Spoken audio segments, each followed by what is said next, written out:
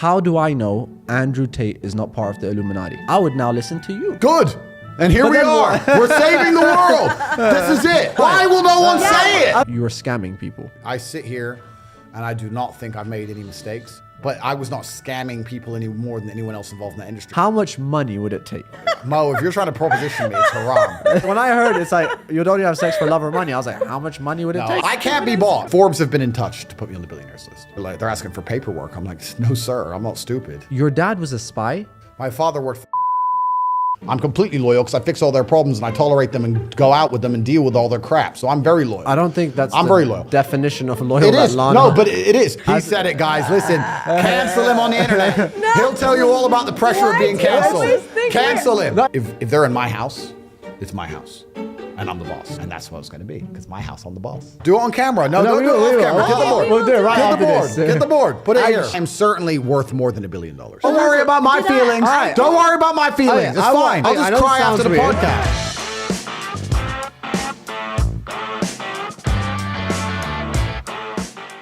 Welcome to the Vibes Show, and Oh my God, this is a nerve-wracking episode. So guys, welcome back to the podcast. I hope you guys are having a great day. Today we have by far the most anticipated episode, and one that I'm really excited about. We have the one, the only Andrew Tate. Thank you. I like that. That was a very good intro. That was amazing. Especially considering you don't like me. That was a very nice intro. Thank you. Yeah. No, you hate me. Don't worry about me and my feelings. It's fine. For those of you that don't know, I'll do a quick introduction. This is Andrew Tate, the most Google man on earth, the most famous man on earth. He is also a very controversial character. And actually, my sister, I'll say used to, hate him. you just make it sound so bad. You do hate. Just be honest. So basically, I didn't agree with some stuff that you were saying. We'll talk about it. We'll get into it, guys. But honestly, I was never allowed to meet him until my sister's approval. And finally, we kind of convinced her. And today we have so many things to talk about. And guys, before we get onto the podcast, all right, this takes about 10 seconds. If you are new on the channel, guys, click the subscribe button and turn on the notifications, guys. I know you're going to forget. This is a 2-hour podcast. So just do it right now while you're watching, because we are going to have a part 2. Write down your questions in the description box that you want me to ask. So first of all, how are you doing, Andrew? Yeah, I'm good, bro. I'm good. I'm surviving. I'm good. How's life been treating you? Because obviously you had the whole fame, the most Googled man on earth, suddenly banned, and just how did you deal with that whole commotion? I guess for some people it would be devastating to be, the most Googled man in the world, then banned, but then I stayed the most Googled man in the world. So I guess it would have been an emotional roller coaster for some people. But all in all, you just take one day at a time, and there's work to do, and you just stay true to your mission. It's been pretty good. It's been wild, certainly entertaining. When they lie about you at length, like they did for me, especially in mainstream news, when they tell you so many lies that people's sisters randomly hate you for no reason, then I guess that can be a detriment. That can be a problem to deal with. But I understood that the truth will soon come out and people will soon realize that I'm actually a nice guy. And their attempt to destroy me has backfired now, and it's just destroyed their own credibility in the eyes of many people. So I think it's been pretty good in terms of damaging the mainstream media machine. All in all, I'm happy. You're happy. Surely you must have got affected a little bit. Wasn't there one point where like, you know what, I hate this? I wouldn't say no. That never ever crossed my mind. I understood that in the pursuit of greatness, there's going to be obstacles and it's going to be difficult. It's kind of like climbing Mount Everest, right? You're halfway up and then a snowstorm comes. Obviously, nobody wants to be in the snowstorm. Obviously, it's uncomfortable, but you have to semi-expect it and you have to get to the top. So all you can do is put one foot in front of the other and keep on going. For me, it was just a matter of making sure that we managed to fall out effectively, which we did. Flip it on its head, which we did. Become more successful in spite of it, which we've done. And there's always work to do. And as long as there's work to do, there's no time to sit around and mope. You just have to get up and fight. So you talk a lot about the Matrix. They're trapping me. They're attacking me. Who is the Matrix? The Matrix is have you seen the movie? I have. Okay, so in the movie The Matrix, we're in a computer-controlled reality, right? They've projected a false reality into people's minds to entertain them while their bodies are being exploited by the machines. And it's very similar here in the real world. You are inside of a reality which is false. It doesn't necessarily have to be computer controlled, but it's certainly media influenced. But who controls it?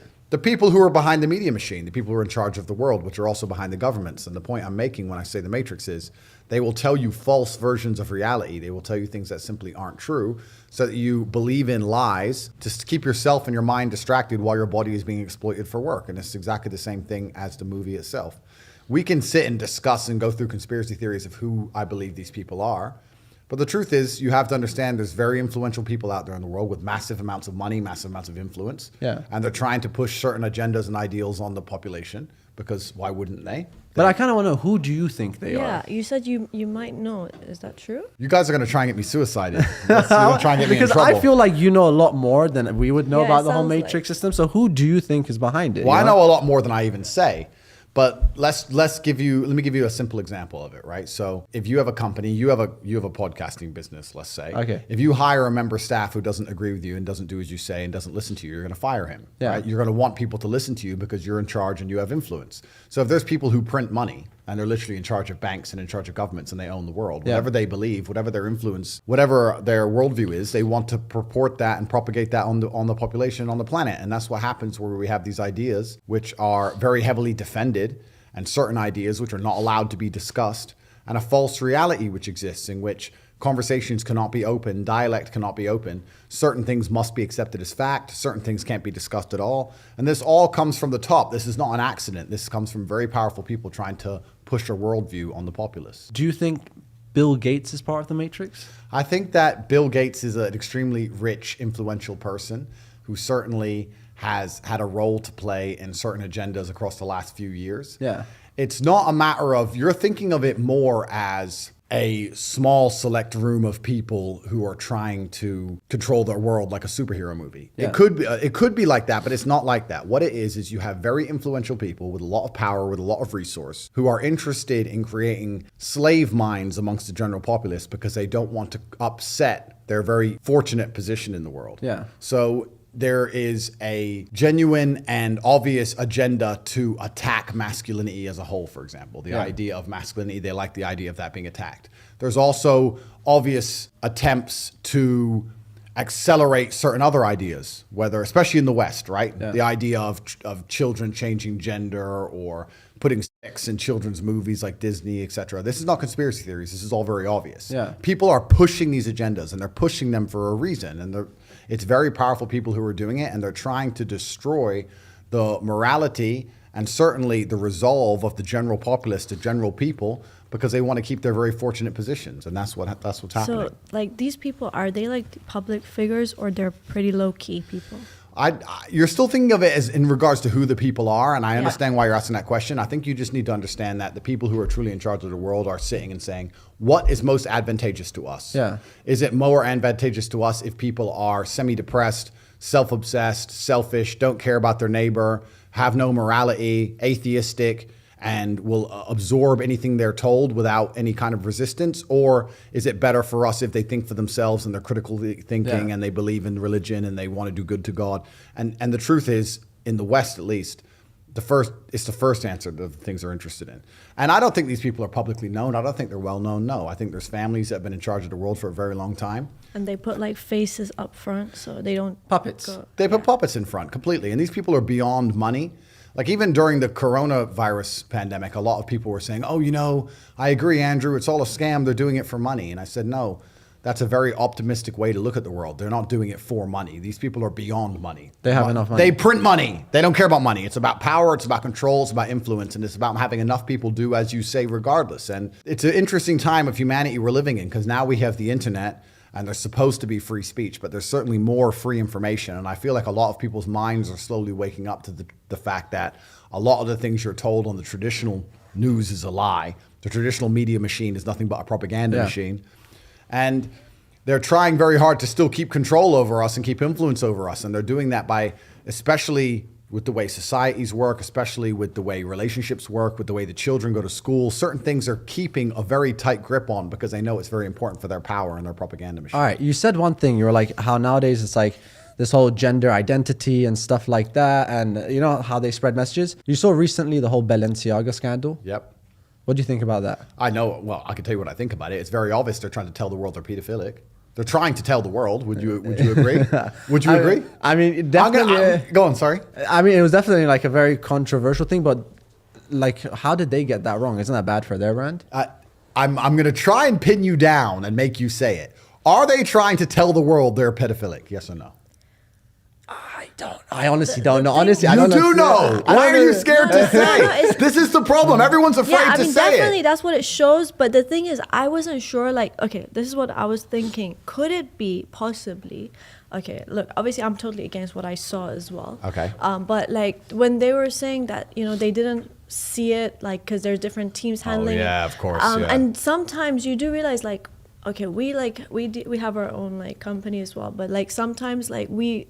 Just by looking away for a second, sometimes the people just do their own thing. This was not one photo shoot or one advertising campaign that happened to have one thing in it which could be misconstrued. This is every single different advertising campaign across different film shoots by different companies, all having multiple references to pedophilia. So it wasn't a mistake. No. So how could it be a mistake? What's the statistical odds of that being a mistake?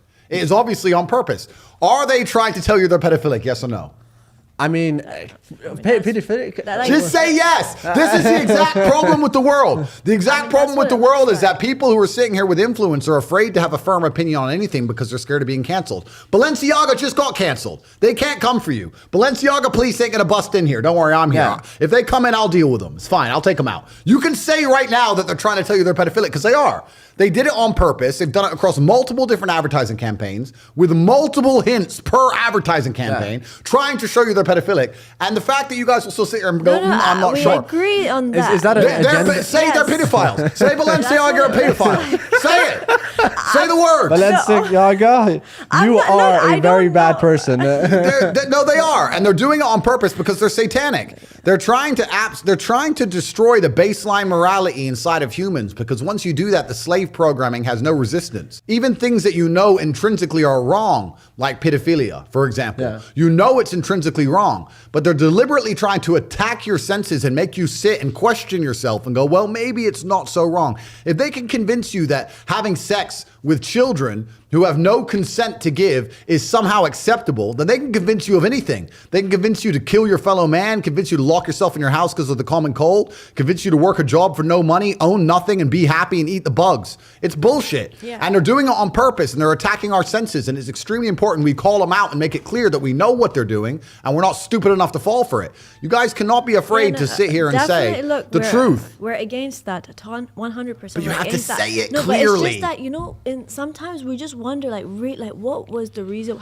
Was it really on because purpose? They're satanic. Of course it was on purpose. That's the thing. That's always been a question because, like, sometimes I've seen, like, working with a lot of people can be super hard. So obviously, look, I don't know what the logistics of the whole company was, but obviously I'm totally upset to see what happened as well. You don't accidentally include port papers from child pornography cases in shocking. multiple photo shoots. You don't accidentally include references to Baal, a god which ate children, in multiple photo shoots. You don't accidentally include works of art that show children naked dancing around fires in multiple photo shoots. You don't accidentally put bondage gear with children on accident across multiple photo shoots. The odds of that being a statistical accident, you're better off. You can win the lottery. That's ridiculous. It was on purpose, completely satanic. They did it specifically, and they did it to show you and tell you what they're doing. One, because they're trying to assault your senses, and two, because if you actually understand the truth of Satanism, most people don't know this about the world. If you understand how Satanists work and think, Satanists believe in karmic retribution. They don't believe they're allowed to trick you. If you believe in Satan, if you worship Satan, if you're a Satanist, you believe it's important you tell people what you're going to do because then you will not pay the price. There'll be no karmic retribution for your actions. So let me give you an example. If I sell poison apples and I put up a sign saying apples and you buy one and you die, then you were poisoned. If I sell poison apples and I put up a sign saying poison apples and then you buy one and you die, you committed suicide. The fact that I told you what it was means I'm not guilty. I didn't murder you. You committed suicide. So when you do bad things, when you do evil things, the Satanist handbook, you can look this up yourself, the satanic religion says, you have to make it clear to them what you're doing. And if they don't resist, if they don't stand up against it, then they are complicit. They're agreeing that what's happening is okay. So by telling you they're pedophiles and nobody do anything about it, they could sit there and go, well, everyone knew we're pedophiles. Look, it's obvious we're pedophiles and nobody cares. Which is also why it's so important we call them out. You can't sit here and be wishy-washy on some issues. You have to sit here and say, this is disgusting. These are children. They're being exploited. Balenciaga are pedophiles. It should be canceled absolutely with certain language. Both of you have very large profiles and platforms. But say it. Say the fact. Balenciaga are pedophiles. Repeat after me. Balenciaga are pedophiles. Yo, but what about, okay, fine. Why will no one say it? Okay, What's the fear? The people who did that are pedophiles. Balenciaga are pedophiles. Fuck Balenciaga. They can come in the door right now. There's not a single person who works for Balenciaga I couldn't rip their head off their shoulders. Do you believe, in number one, second chances, but also that cancel culture? Because a lot of people said, for example, Andrew Tate is a misogynist. He doesn't like this. He agrees with rape. There's no second chances for pedophiles. There's no second chances for Satanists. No, but the thing is, but don't you think, not misunderstanding, but let's say a lot of people. If I know that the main person who did that, then yes, I will literally say you're a pedophile, and I would totally hate that person.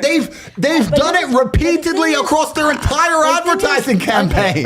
What more do you want? But the thing is, can I be honest with you? Like the first time I saw it, I didn't pay attention to it. Like I saw it, but like the people that did it, they knew. I saw a teddy bear. Like I swear down. Like when I saw, I couldn't even. I didn't realize. Yeah, what I was looking at. I'm gonna be 100%. I literally I just saw a teddy bear with weird some straps. outfits. I was Maybe like, "What is that?" I didn't even know. Like some people don't. But the know people what that did it is. obviously probably knew. Yeah, they knew. Yeah, but a lot of people don't know. Anyways, moving on. We don't care about Balenciaga right now. This whole cancel culture, obviously you said Balenciaga should be cancelled, but do you agree with like they should be cancelled? This is crimes. Okay, so this is not cancelled. But do you think they deserve a second chance? This is crime. That's like saying somebody's cancelled for murder or rape. This is a crime. Yes. They're committing a crime, and they're elites which see themselves beyond reprehension.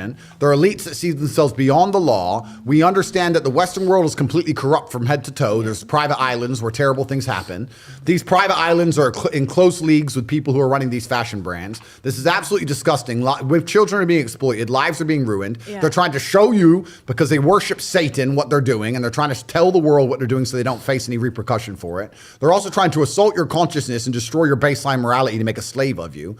This is beyond cancel culture. Absolutely. This is not some simple bullshit. This is a big deal. Cancel like when you're 100% no, that's what I believe in. Like, so you said obviously this is a controlled thing, the whole like whatever industry is controlled, and is that like kind of like I want to get onto the topic of Illuminati.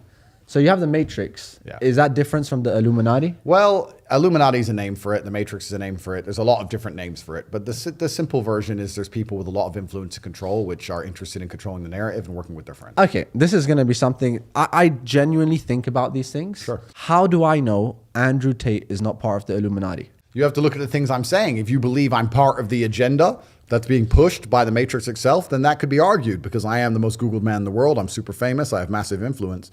I think the number one way to prove I'm not is because I'm going against all the mainstream ideals. I'm going against the things they want. But if Andrew Tate was part of the Matrix, wouldn't that be exactly what he says to get us on board with him? So in the holy book, where I read the Quran, it says that sometimes, okay, look, I'm not saying anything bad about you. I respect the Quran. I'm listening. I'm just saying, like, they said that the devil came to deceive the people by acting good and then suddenly switched it up later. Yeah, the devil was once an angel. I'm not saying you're a devil. I'm just telling you what I read in the Quran. That's it. Don't talk about Obama that way. It's fine. What's happening is, listen, I don't think I'm necessarily a smooth talker in that regard. I am a smooth talker, but I'm certainly not trying to convince people and push them down the traditional route that the Matrix is trying to lay out for people. I'm doing the absolute opposite.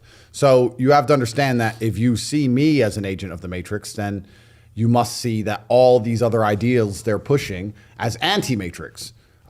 Me and the things I'm saying are completely against mainstream culture in most ways. We can't both be pushing in the same direction. So you have to choose one. If you believe that I'm the bad and that the mainstream media and their culture is good when they're trying to convince children to chop their dicks off and Balenciaga and pedophilia and all the insanity which is on the news, if you believe that's the good and I'm the bad, that's your prerogative completely. But I would argue that it's completely the opposite way around. It's obvious to see. I mean, I think that'd be the next wave of like taking control, because obviously that era was there, you know, like, all right, blah blah, like you said, brainwashing with everything. But wouldn't the next level be get a bunch of people, show how bad it is, and then bam? Because I would, like, let's say if I'm someone that's controlled by the Matrix, I would now listen to you. Good. And here we are. We're saving the world. This is it. We're good. We're here. We're saving the world. That's exactly what happened, which is why they tried to cancel me. They tried to cancel me not because of what I say, because of my mass influence, because I was extremely influential, and they tried to destroy me and delete me because if you have mass influence and you say things which talk against their agendas, They All don't right, like it. I have a question. So what would it take for us to overcome that? Like right now, let's say everyone watching this is listening to Andrew Tate. Yeah. Like, what's we your- wanna fight the system. Okay. What would we have to do collectively to win? All right, good question. So I truly believe that people still run the world because we decide how much we tolerate. Yeah. And we're unfortunately too tolerant of too much garbage, but we still do have control over the world. On an individual level, I can tell people how to escape the matrix, but on a societal level, it's far more complicated because the unfortunate reality is not everybody can escape.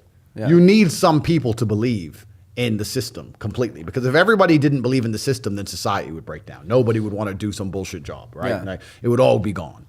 But as a whole, people certainly need to learn to reject the slave mind and reject the information that is told to them from the news, understand that's all a lie.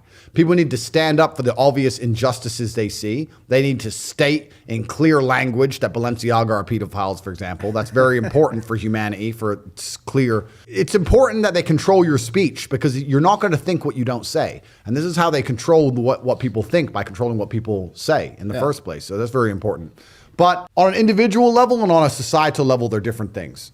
On an individual level, I think it's very important for you to be a sovereign individual, which is hard to do, especially in the modern world, but you need to have finances. It's hard to be free when you're broke. That finance needs to be in places or come from streams which can't be affected or canceled or turned off by the matrix machine. You need to be financially free. You need a strong network. You need good friends. You need to be anti-fragile. You need to be available to travel around the world, many passports. There's a whole bunch of things you can set up as an individual. But for the people watching at home, they just need to sit and understand that the system does not make rules for the good of you. It makes rules for the good of the people who make the rules. And a lot of the life paths and systematic processes that are laid out to the average man at home today is not for their own good. It's only going to lead them to depression and misery. It's for the good of the system. It's But so you different. said globally, there's no way to overcome the matrix. Like, that's the thing I'm trying to get at. What are we trying to do? What's the end goal? It's not globally, there's no way to overcome the matrix. I'm saying society would actually function better if some people do believe. So I'll give you an example during COVID, right? When I was walking around during COVID and I saw all these people wearing masks, I was flabbergasted that anybody gave a shit about any of this crap. Yeah. I couldn't believe people were wearing masks. I Yeah. was like, why are you wearing a mask? But then you have to understand that if these people who can be so easily convinced to muzzle themselves, these are the exact same people you need to do a whole bunch of important roles in society that people who are free-minded don't want to do. Yeah. You need people inside the matrix to be soldiers and go die in a ditch, right? You need people inside the matrix to stand in a gas station and really care about mopping that floor. So you need these kind of people, right? So, and you're saying, what are we trying to do? What we're trying to do is speak to the sovereign individuals or the people who are capable of having a free mind and help them escape. Just like in the movie The Matrix, Morpheus says, not everybody can escape. Yeah. Not everybody can. Most people are dependent on the system. They'll fight to defend it. But some people have their minds ready to be freed. But do you think and that's who also- I'm talking to. Do you think ultimately, like, what I understand from you is you just think we definitely need a system, but maybe we just need new people in charge of that matrix system? You need checks and balances. We definitely need a system. Every system of control is always going to be full of lies. They're always going to lie to us to a degree to benefit themselves. You're never going to have absolute freedom. You're never going to have absolute truth. But you do need checks and balances to that system to prevent complete tyranny. You need a contingent of people who are free, who fight back and talk against the matrix. People like me, people who support me, those who are particularly free thinking. Those are the people you need to keep some kind of power balance in place. Yeah. If I didn't exist and people who thought like me didn't exist and nobody spoke up, then it would just be absolute tyranny. And then Balenciaga could just be pedophiles forever. There have to be people to stand up and say no and push back. Yeah. In life, it doesn't matter where. In life, if there's no checks and balances, if there's no equal and opposite force, everything becomes tyrannical. So do you think money is power? I think money is related to power, but in and of itself, it's not the only thing that makes somebody powerful. No. But just on the checks, and I'll answer that in more detail in a second, but on the checks and balances question, if the ocean doesn't reach a point of equal and opposite force, it will just engulf the entire planet, right? There has to be an equal and opposite force at some point. I'm not talking about freeing every single person from the matrix. I'm talking about freeing enough people who are ready to understand how the world really works so that there is an equal and opposite force to the tirade of bullshit, the absolute clown world bullshit they're trying to push on all of us. If nobody stands up to it, we're going to end up just fucking swallowing it all. Yeah. It's garbage. So you need to have an equal army on the other side. Those are my people. I don't work for the Matrix. I'm the opposite. I'm Morpheus. I'm here to free the minds. We're the free people who hack into the Matrix and fight against the agents and the machines. As for money being power, money is certainly related to power, but the true power of the world is influence. I am currently one of the most powerful people on the planet. I can influence millions and millions and millions of young people with my mouth alone by speaking. That's why they fear me. That's what my power is. I can sit here and say the sky is green. And if I say it enough, people will begin to believe it. That's power. Power is influence. And every single thing that's happening in the world today, whether it's a pitched battle in Ukraine and Russia, whether it's the garbage they put on the news, whether it's the video you watch on YouTube, all of it is done with the goal of exerting influence on your mind. They're trying to control what you think. They're trying to control why you think it, why you believe it. They're trying to convince you that they haven't even put propaganda into your mind. And it's all a battle for influence. That's all this has ever been. Yeah. It's all been a battle for influence. So me having mass influence is a threat to them because they can sit there and say, you need your 8th booster jab. Yeah. And I can say that's bullshit. And we have two armies, 2 battles of influence against each other. Maybe one of the solutions is to just step away from media sometimes, like a lot No, of but the then times you for just hours. lose power at that point. No, just to like get grounded, in life and just be more focused. Yeah, well, it's not just media, right? Because if the media convinces everybody else, then it becomes real. You can step away from media during COVID, but you walk outside, everyone had a mask on, so you're still stuck, right? So yeah, I agree. It's good to step away from media, think for yourself, etc. But most people are not smart enough. Most people are not intelligent enough to self-analyze and defrag their own brains and understand they're being programmed. Yeah. Most people do not have that level of intellect to sit there and say, every strongly held opinion that I have, where did it come from? Who told me it? And do they have my best interests at heart? You didn't like me, for example. No, it's fine. I actually find it's great for me to make points. So I'm glad you didn't like me. I don't like Andrew Tate. Why? Well, they told me not to like him. Who told me? Well, these people. Do they care about me? No. Like, most people don't get an opinion and break down where it even comes from. They just get an opinion and they defend it. And you'll see people arguing and fighting in the street over opinions they don't even know where they've come from in the first place. Most people are not intelligent enough for that. So everybody and everything you consume is going to influence you to a degree. The mass media machine is trying to influence everyone. I'm trying to influence everyone. Yeah. I'm right here trying to influence people. I'll sit here and say, I'm trying to influence people at home. I just like to think that those at home understand, yeah, Tate's influencing me, but he is living a life I want to live. He has better intentions. He has a purer heart than the mass media machine and the pedophiles of Balenciaga. But, okay, I'll let Lana say it. I don't think she hated you because of what I- others said. I think it was because of what you said. Can I come through, please? Sure. Can I say? I mean, Lana, I want you to be 100% honest. Tell me what's wrong. Go on, say. I was a number one crazy fan about you. She and liked you at I first. really liked Okay. you a lot. Okay, and I still do. But you know what happened was there were certain things you said Okay. about women, Okay. and that triggered me. I understand. And when it hits you personally, it feels like, whoa, I feel like he's saying this about me. Just say, what did he say? Just say, it's Like, fine. he was saying that like women above a certain age are like basically useless, and I was like, yo, I've been at home most of my life. I pretty much had like one relationship for 8 years, and I barely did anything, and my mom even knows that. And I was like, now every guy in the world is gonna think that people That's a good point. my age are like horrible people. No. and- Let's stop for a second. So no, that's a good point, but let's get it in context. I did not say that girls above a certain age are horrible people. I did not say girls above a certain age are useless. I said girls above a certain age are less attractive than girls who are younger because of innocence. Now you're particularly innocent, but you're also you're in a very good family and a very good culture in the best country in the world. I'm talking about the Western world. And in the Western world, there's no girl at age, 32 in Las Vegas who is pure. Not a single one on the planet. So we can't sit here and apply what I'm talking about for the Western world to the Middle Eastern world. That's the first thing. Second thing, we can't say I'm saying women are horrible when I'm not saying that. I'm talking about the attractiveness of women. And thirdly, I'm not going to sit here and lie to people, and nobody else should sit at home and lie and pretend that innocence is not attractive in females. Men find innocent women attractive. This is why virginity is coveted. This is why you've protected yourself and made sure you've stayed a good woman. This is why all good women do the exact same thing. And in the Western world, as time goes on, women lose their innocence pretty quickly. I'm not going to sit here and say that's not the case, because it's absolutely and utterly the case. It's fact. All right. Okay. So I'm going to try and get through a bunch of stuff because I have so many questions for you. Has anyone tried to kill you? I'd like to think no, but perhaps I'm just very good at thwarting their attempts. Maybe I'm just hard to catch. There's certainly been some interesting situations, but I'm not going to talk about them here on the podcast. I'm under attack every single day. They're attacking my character. They're attacking my integrity. They're attacking my finances. They're attacking my freedom. They're attacking my companies. Every single day I wake up and there are people on the planet whose goal is to attempt to destroy me. So I am under attacks. All right. Now, I heard somewhere you bought a bank. That's a payment processing for the real world. I also have to be very careful how I answer some of these questions because if I give too many details, might mess up the deal. Well, it destroys my power, right? So for the real world, when I was attacked by the mass matrix machine, they also attacked Hustlers University, which was my online school that teaches people how to make money online. We have 18 modern wealth creation methods. We teach everything from the things you know about crypto, stocks, copywriting, etc., to some ideas people have never heard of. We grew exceptionally large. We had people who were making a lot of money inside the school. We had 150,000 students. So when they canceled me, they also tried to attack my business. They deleted the payment processing, deleted the banking, etc.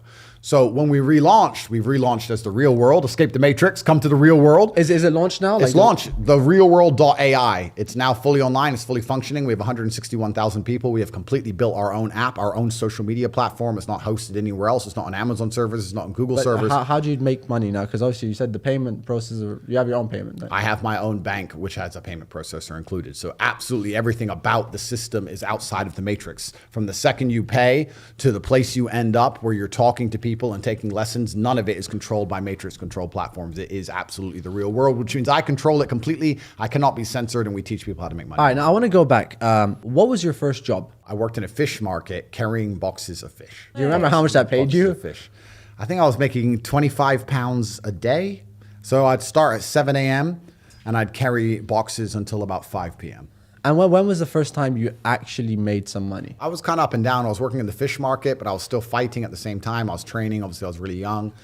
Started to make a little bit of money fighting, but not much. And then I had different jobs. I sold television advertising and worked for an advertising company, etc. And I had my own business for a while trying to sell TV advertising. And I had a bunch of sales jobs back and forth, worked for car sales. I'd always been doing this and that, going from place to place. Unless it was a sales job, I never really took it that seriously because it was the unlimited commission that I found attractive. But outside of sales jobs, I just did my very best to do a little bit of work and just sit at my desk and ignore most of it. But I did a whole bunch of things. It's been an eclectic, long, interesting journey to end up where I am. So I heard somewhere you said at 27, you made your first million. Around 27, 28, yeah. I'd say by 30, I may have had maybe 10, which now to me seems ridiculously low, but at the time I was super proud of that. I'm now 36. If you Google my net worth, it comes up at 350 million, and that's certainly very low. Right now, what is your net worth? It's a lot more than what they say it is on Google at 350 million. I'm the most influential person on the planet. So 350 million is low. But let's talk about this, right? Because net worth in and of itself is bullshit. Because how do you quantify net worth? It's nearly impossible. It's a valuation, right? It's a valuation, and the valuations are all skewed. I am certainly worth more than $1 billion.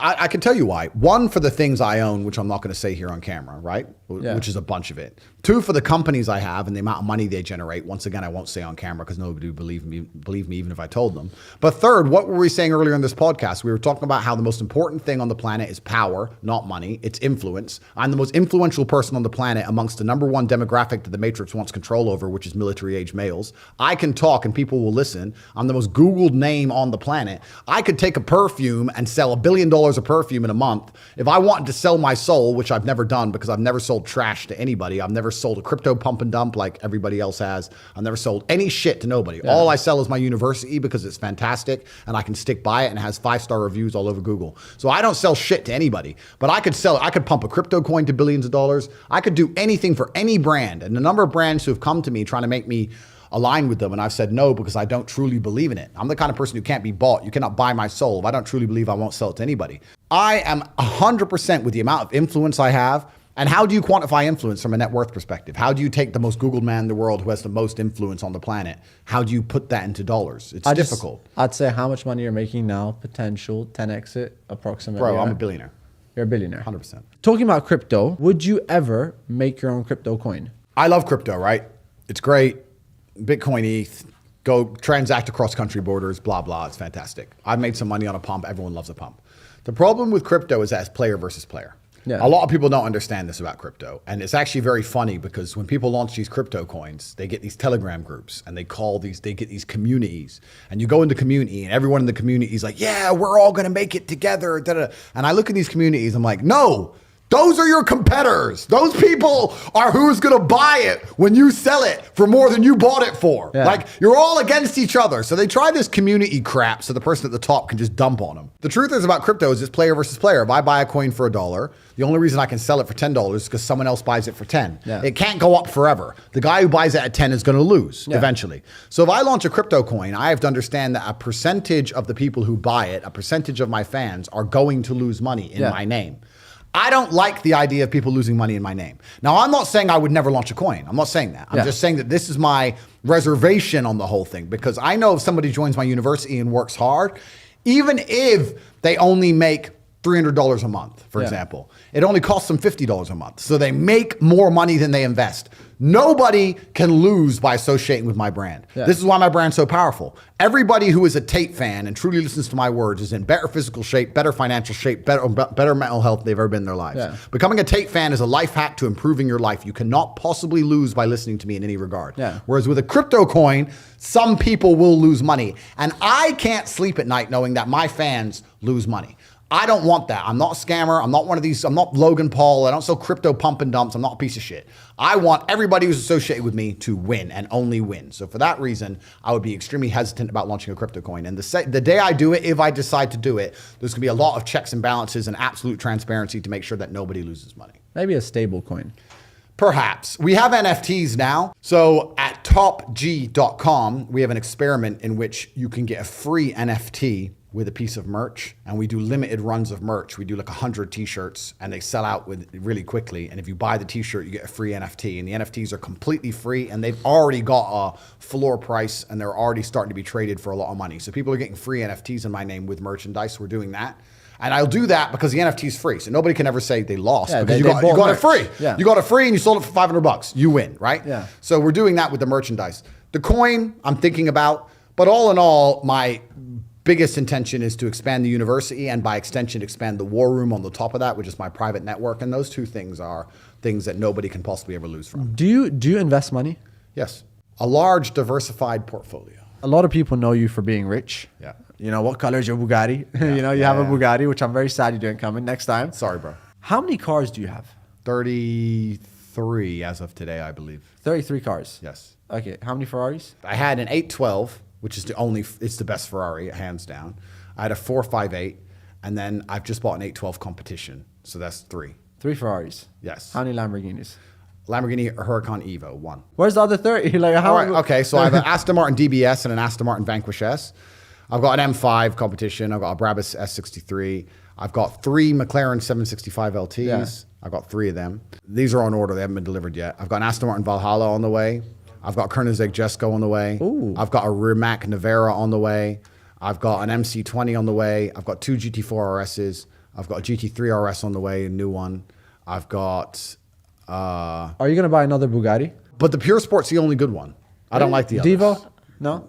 It's the same engine, same gearbox. Okay, so I could, maybe. So your favorite car is obviously the Bugatti. No, like in your top likes car, right? I like it, but it's yeah. So, but like, let's say, so obviously you love the supercar, but if there's like a regular car, like would it be like that's opposite to the supercar that you like your regular Toyota. You know? No, yeah. I'm either driving a supercar or I like to be driven. I'd rather be on my Actually, phone. you said one thing one time. You compared women to cars or men to cars, I think. And it was like, you know, when you're driving a supercar, it's unreliable but great. Yeah. But if you drive a Toyota or a Nissan, whatever, they're reliable. Yeah. So what's your take on that? It was just giving an example, and I was trying to explain that in the world we live in, as beautiful and diverse as it is, there is no such thing as a benefit without obviously an equal and opposite force, which is going to be a downside. So the benefit of a supercar is that it's a very high performance and it's very good looking and it comes with a lot of status. But the downside is, of course, the cost and the reliability. Yeah. And it's less functional overall than a less beautiful car.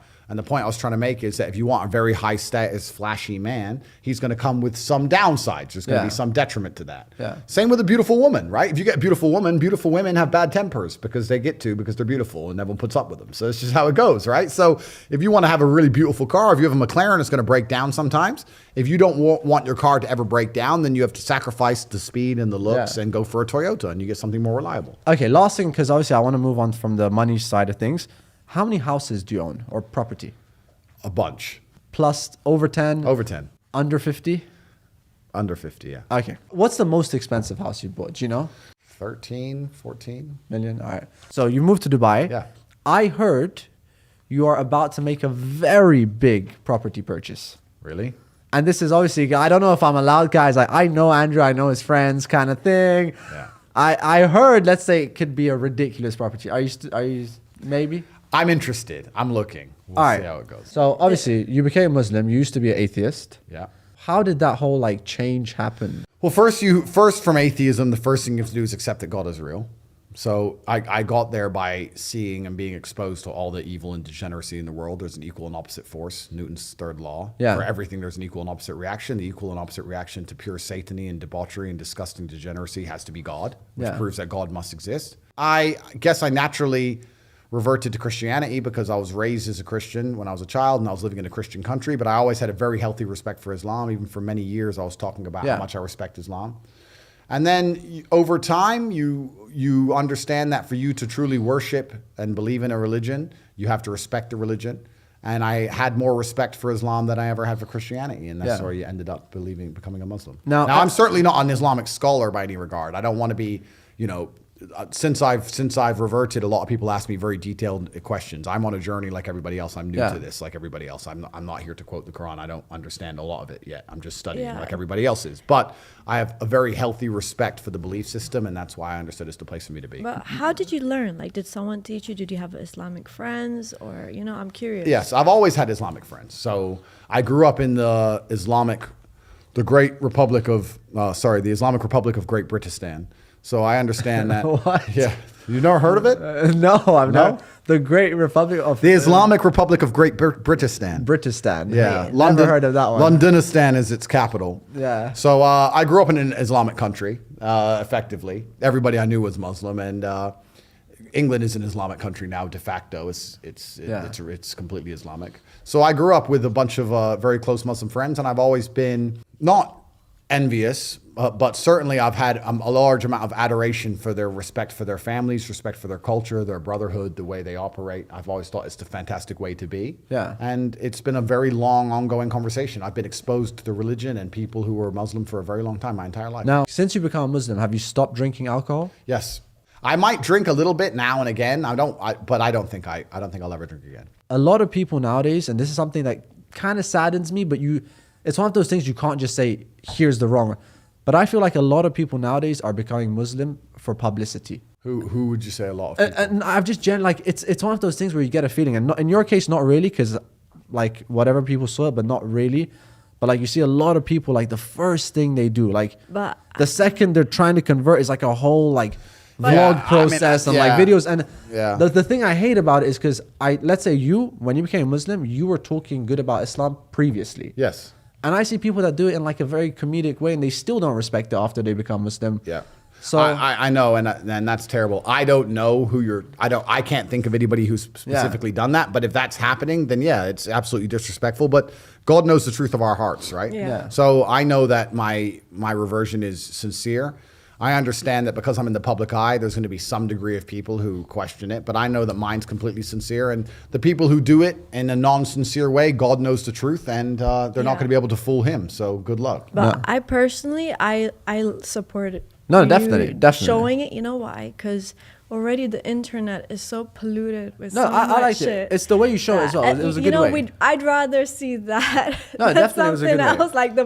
Well, what's actually funny is that it was me and a really good friend of mine, Tam Khan, and we were in the mosque, and he was teaching me how to pray because I didn't know exactly how to do it. He was teaching me, and the video was recorded. Like, we didn't ask for it to be recorded. We didn't think, oh, this is a good way to do publicity. And anything you ever see of me in a mosque, you will never catch me or my friends with a camera. We're not recording anything. We're just going. And then, obviously, this is what happens. People put me on TikTok. No, and on the mosque. but- There's thousands of people there. And But if you think about it, this is how the kids are learning now. So obviously for Better you to guys teach them to pray than something else. For you guys to do that, honestly, it takes a lot of guys, and obviously we do know people are gonna immediately start attacking or judging. But how else can you convey a message to when the little kids' eyes are on the internet now? Back in the days, like that, we barely I have had iPads or phones. Now they do. So at least let them see that. you know, more. Completely. And someone else said to me, they said that it's important that someone like you that has all of the worldly treasures or everything that you could possibly ever wish for in this world still understands the importance of believing in God. And that's good for the children to see as well. So final question, because we're on Islam. Now that you're a Muslim, do you pray? Yes. The question is, do you do the How- 5 how often- times? yeah, do you pray 5 times a day, or you're I'm still, not praying 5 times a day, but I am praying. Okay, here and there. So At least he's trying. I mean, No, I'm trying. I'm a Muslim and I don't pray 5 times a day. I'm trying and I'm being honest. I'm not going to lie to nobody people. is Because, perfect. yeah, I'm not going to lie to people because that's lying to God. I mean, I'm a Muslim. do- I don't pray 5 times a day. I don't pray 5 times a day. Do you have friends? A few. Because it's Am I hard to like? Is that what you're trying to say? no. Like because genuinely, being like in the friends around position you. that you are, you obviously it's very difficult. A lot of people are gonna be around you for clout, for money. You know, they're just gonna abuse you at some point. Like people you consider friends, but- you know? Obviously, everyone is. You ask anyone that's met you once, oh yeah, I'm Andrew's friend. Like he's my guy, you know?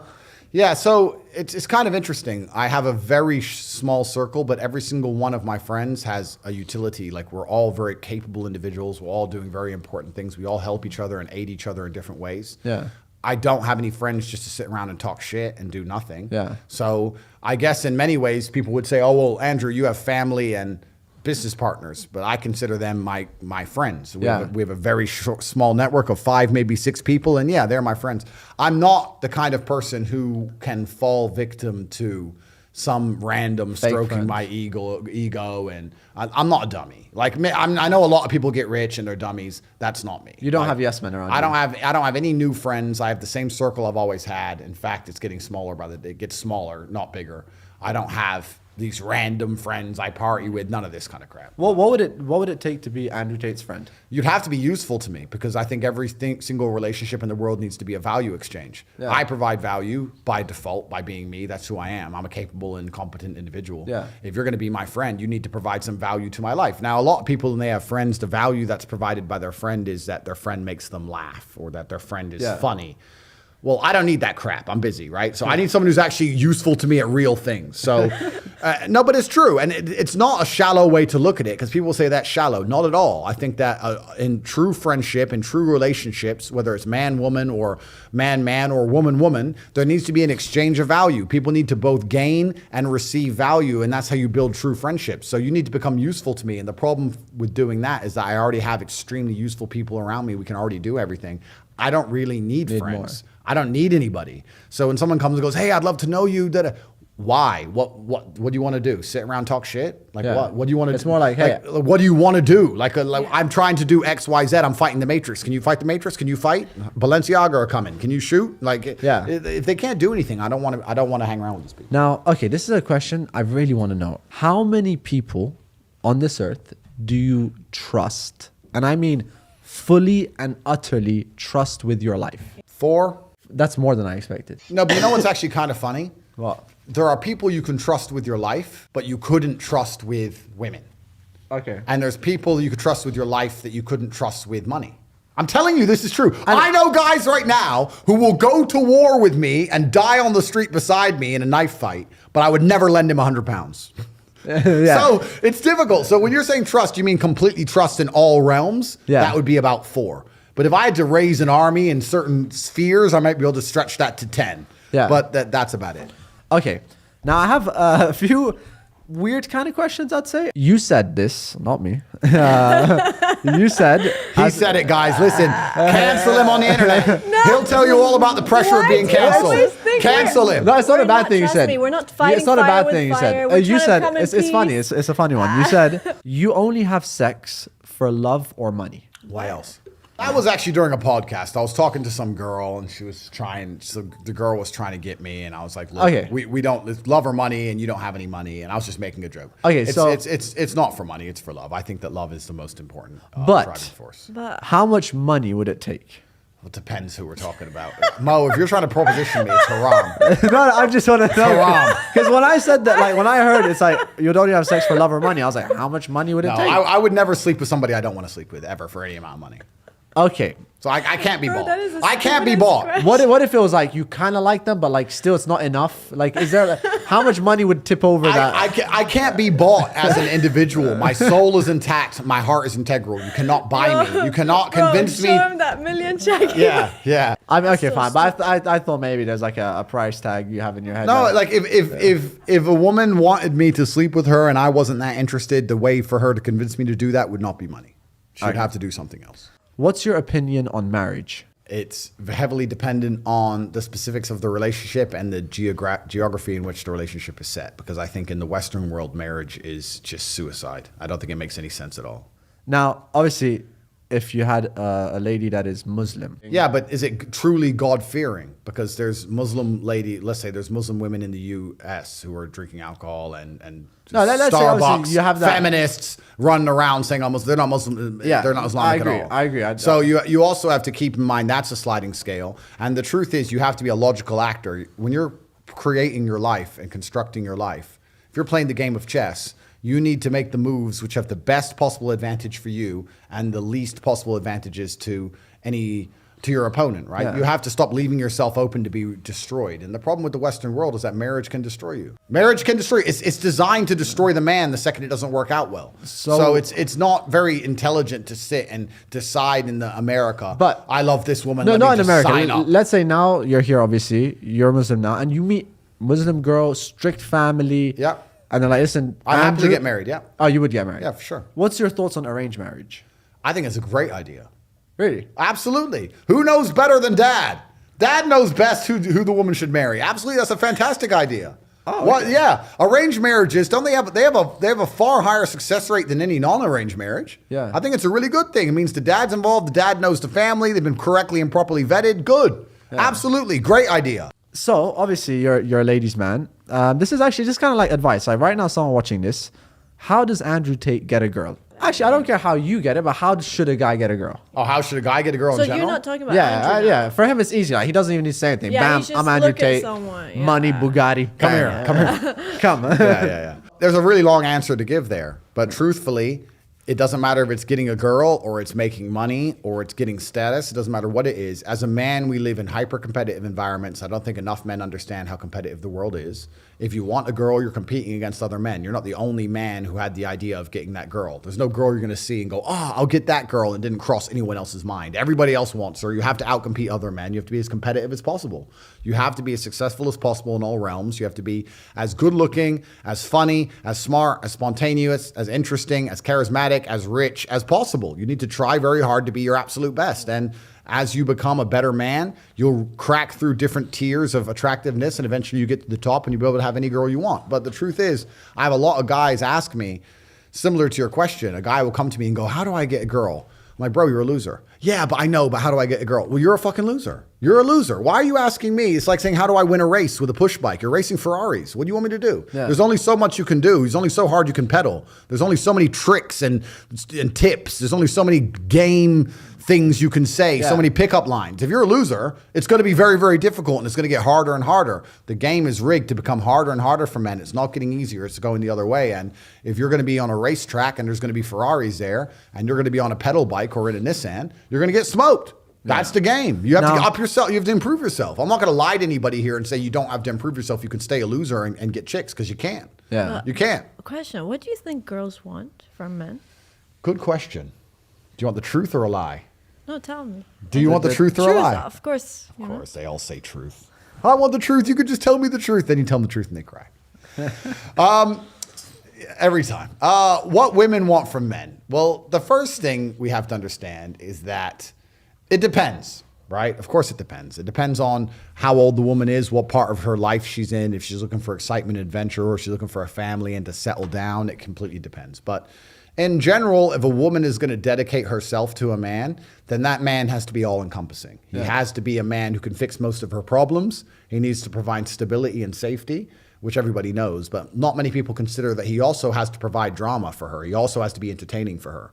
If a woman only talks to you and you're the only man in her life, and there's never any drama or there's never any I wouldn't say conflict. I'm not saying necessarily start an argument, but if there's never any drama, because drama is excitement, then they're going to naturally try and find drama somewhere else. And that always ends very badly for the man. You don't want them to try and find drama outside of the relationship. Women sit there and watch the Kardashians all day. They're addicted to drama. It's what they care about. Yeah. So if you're a woman's entire world, you also have to be the person who can, you have to shock her a bit. You have to be the person who can upset her. You need to be entertaining, all encompassing from head to toe. Women want to be with a man which keeps them entertained, and a man which they trust, and a man which they believe can fix all of their problems. This is another important thing. If a woman comes to you with an issue and you can't fix it, you'll see very quickly how soon they lose attraction. Would you ever date a Kardashian? Me personally, no, I don't think I would. What's your celebrity crush? Do I have a celebrity crush? Come on, I'm sure you do. I saw a video of Dua Lipa a long time ago, and she Okay. was in Albania doing an Albanian traditional dance. And I thought she can give me strong Albanian half sons, maybe her. But I think she's some feminist or some crap. So if I were to talk to her for more than 2 minutes, I'd walk out, I'm sure. All right, that's good. At least we got But that's something. the answer. All right, now what's your thoughts on abortion? I think it's haram. All right, that's it. Done. I don't think that you should be ending human life. And it's interesting, right? Because there's a whole big argument about this in the States. But I don't think you should be ending human life if your primary concern is that, you know, oh, I'm too young. I need to experience more. Experience what? What? Restaurants? How many restaurants do you have to go to? Yeah. How many times you got to go eat until you eventually realize you're going to eat shit? I Yeah. mean, like, I don't see what else there is worth doing. Okay. Well, what about in cases of rape? Yeah, I think just we'll put that one. Maybe you didn't. No, we can talk about that one. But every single time the abortion argument is brought up, this very specific case is brought up. Let's be honest. That's less than 0.1% of all. But in those cases, if they're raped, would you accept an abortion? I think that if you're raped by somebody completely random on the street and Yeah. a rapist did this to you, then yeah, I think the idea of an abortion makes a lot more sense. Sure. But to say that abortion's okay because women sometimes get raped, like that's a false. No. That's No, a we're not false saying- in a we're narrative. just saying specific case, you know? exceptional It's in a specific case, cases, but I think if you're with a man and you're having sex with that man And and you get consent to it, you yeah. get pregnant by that man, you should just accept the responsibilities like a fucking adult and have some life. And the thing is, as you grow older, if you don't have a bunch of children, your later years are filled with deaths as opposed to being filled with births and life. I think if you don't have a family or you don't have children, as you get older, the twilight years of your life are just everybody you know slowly dying, and there's no new life injected. So I think it's very important to do, and maybe young people don't understand that in time. But all in all, I think there's nothing more worthwhile for people to do than have children. And if you can financially afford it, then that's what you should do. I want to know more about you. How many languages do you speak? One, why would I learn any other language besides the perfect language, English? English is feel- the number one best language I'm on gonna earth. quote Cap on Language of I saw kings. your brother post on his story that he was looking for an Arabic and Russian teacher. My brother can learn languages. He enjoys it. He wants to, right? But I refuse to speak any other language than English for two very important reasons. I feel like you're saying that just so people don't know how many languages you speak. I'm Yeah, telling so you, he just low key be understanding. Yeah, he just everyone. listens. I to only every- speak English. But but you know what? It's actually interesting. In this part of the world, in Eastern Europe where I live, Romania, etc., it's very common. In fact, it's completely considered normal for people to speak more than one language because everyone speaks their host language and some English. It's very normal. When English is your first language, knowing a second language is extremely unusual. Yeah. It's very rare to know a second language and English is your first language. Okay, but if you had to learn a second language, what would it be? I don't want to know a second if language. you had to. Who cares? Yeah, I mean, I'm it would be Russian or Arabic, but the problem with learning a second language is no matter how hard I study, I will never be as compendious and concise and interesting and compelling in that second language as I am in English. Yeah, because he's like perfect. in yeah, it. I'm perfect in English. So why would I speak in a language which I don't speak as well as in English? It's a theoretical question. I know, but I'm just explaining why I don't learn another language. All right, now you are top G. Thank you. All right, I'll take that. but as top G, Yep. have you ever been scammed? No, I don't. In recent history, no, I don't think. Now you've asked that question. I don't think I've ever given money to anybody or anything, and I either gave it knowing I wouldn't get it back, which But is a scam. okay, even though knowing you might not get it back, has someone kind of pulled the fast one on you? Never. Because if someone goes, oh, hey, I've got this idea, and I'll like, okay, this is never going to work, but he's an old friend, so I've done that. But that's literally me giving the money away. Okay. I've never been scammed. No, I've never been All scammed. right. Now, obviously, you were banned on all platforms, but recently you got unbanned on Twitter. Yep. Was that because of Elon Musk? It looks like it. The big G, big E. Are you guys friends? I guess so. He must like me. Hey, Elon. Hey, like, go to the moon. Have you ever spoke with Elon Musk? Not yet. Okay. Would you like to? Sure. I mean, I know that in the timeline on my trajectory, with my time on the planet, the chance of me speaking to Elon is 100%. All right. What's your weirdest celebrity encounter or celebrity encounter? That's a good question. I wouldn't say it's the weirdest, but certainly probably, in fact, not probably, 100% definitely the coolest was Steven Seagal. Okay. So I met Steven Seagal, and I've met him multiple times, and we spoke for hours and hours at length. And Steven Seagal is a childhood hero of mine. He's always been one of my heroes. His movies are my favorite movies.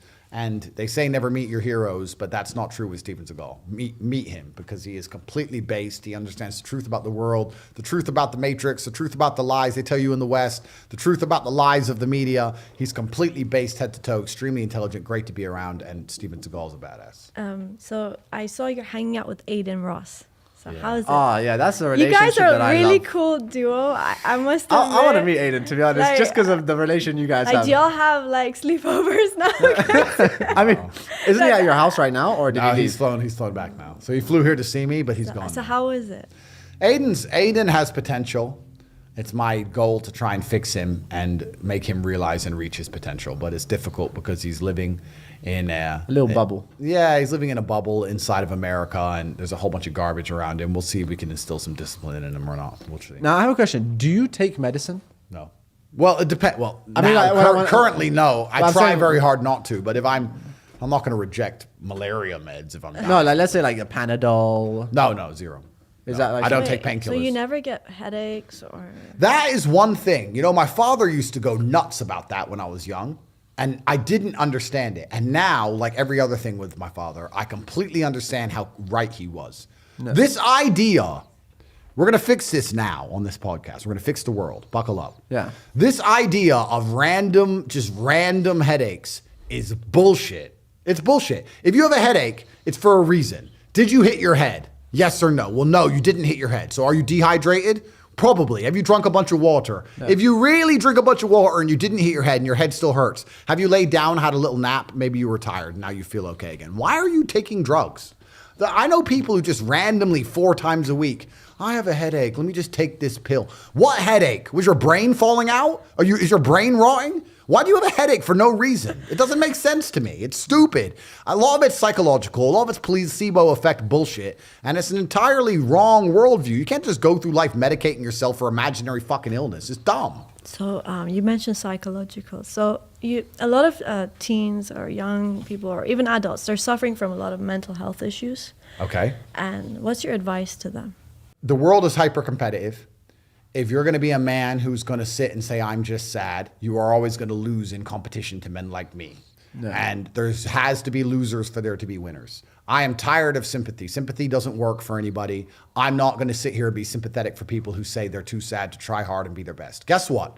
Perhaps I was sad every time I did exactly what I was supposed to do and trained anyway. Perhaps I was afraid when I fought anyway. Perhaps I was tired when I worked anyway. This is how you get ahead in life. I don't have a fucking ounce of sympathy for these people who sit here and say, well, I feel this way, so I can't. Then don't do it. Stay down there. The winners are at the top, and the winners at the top don't give a shit about how they feel. We wake up and we perform regardless of how we feel day after day. So if I'm going to ignore my own feelings, I'm certainly not going to take into consideration anybody else's. Yeah. Why am I going to ignore how I feel and make sure I'm constantly performing regardless, flawlessly, and then sit and go, oh, but he doesn't feel good, so he's allowed to fuck up. No, you are not. You're not allowed to fuck up to your ancestors or to God or to yourself. You have to perform. This is what being a man is about. The baseline of masculinity is doing things you don't feel like doing. I can't comment on being a woman because I'm not one. But the baseline of masculinity as a whole is the thing that makes a good man a man is that he does what he doesn't want to do. He doesn't want to work and he works anyway. He doesn't want to go to war and he fights anyway. He doesn't want to get up, he gets up anyway. That's the whole point of it. We didn't want to die in the Titanic. Guess what happened?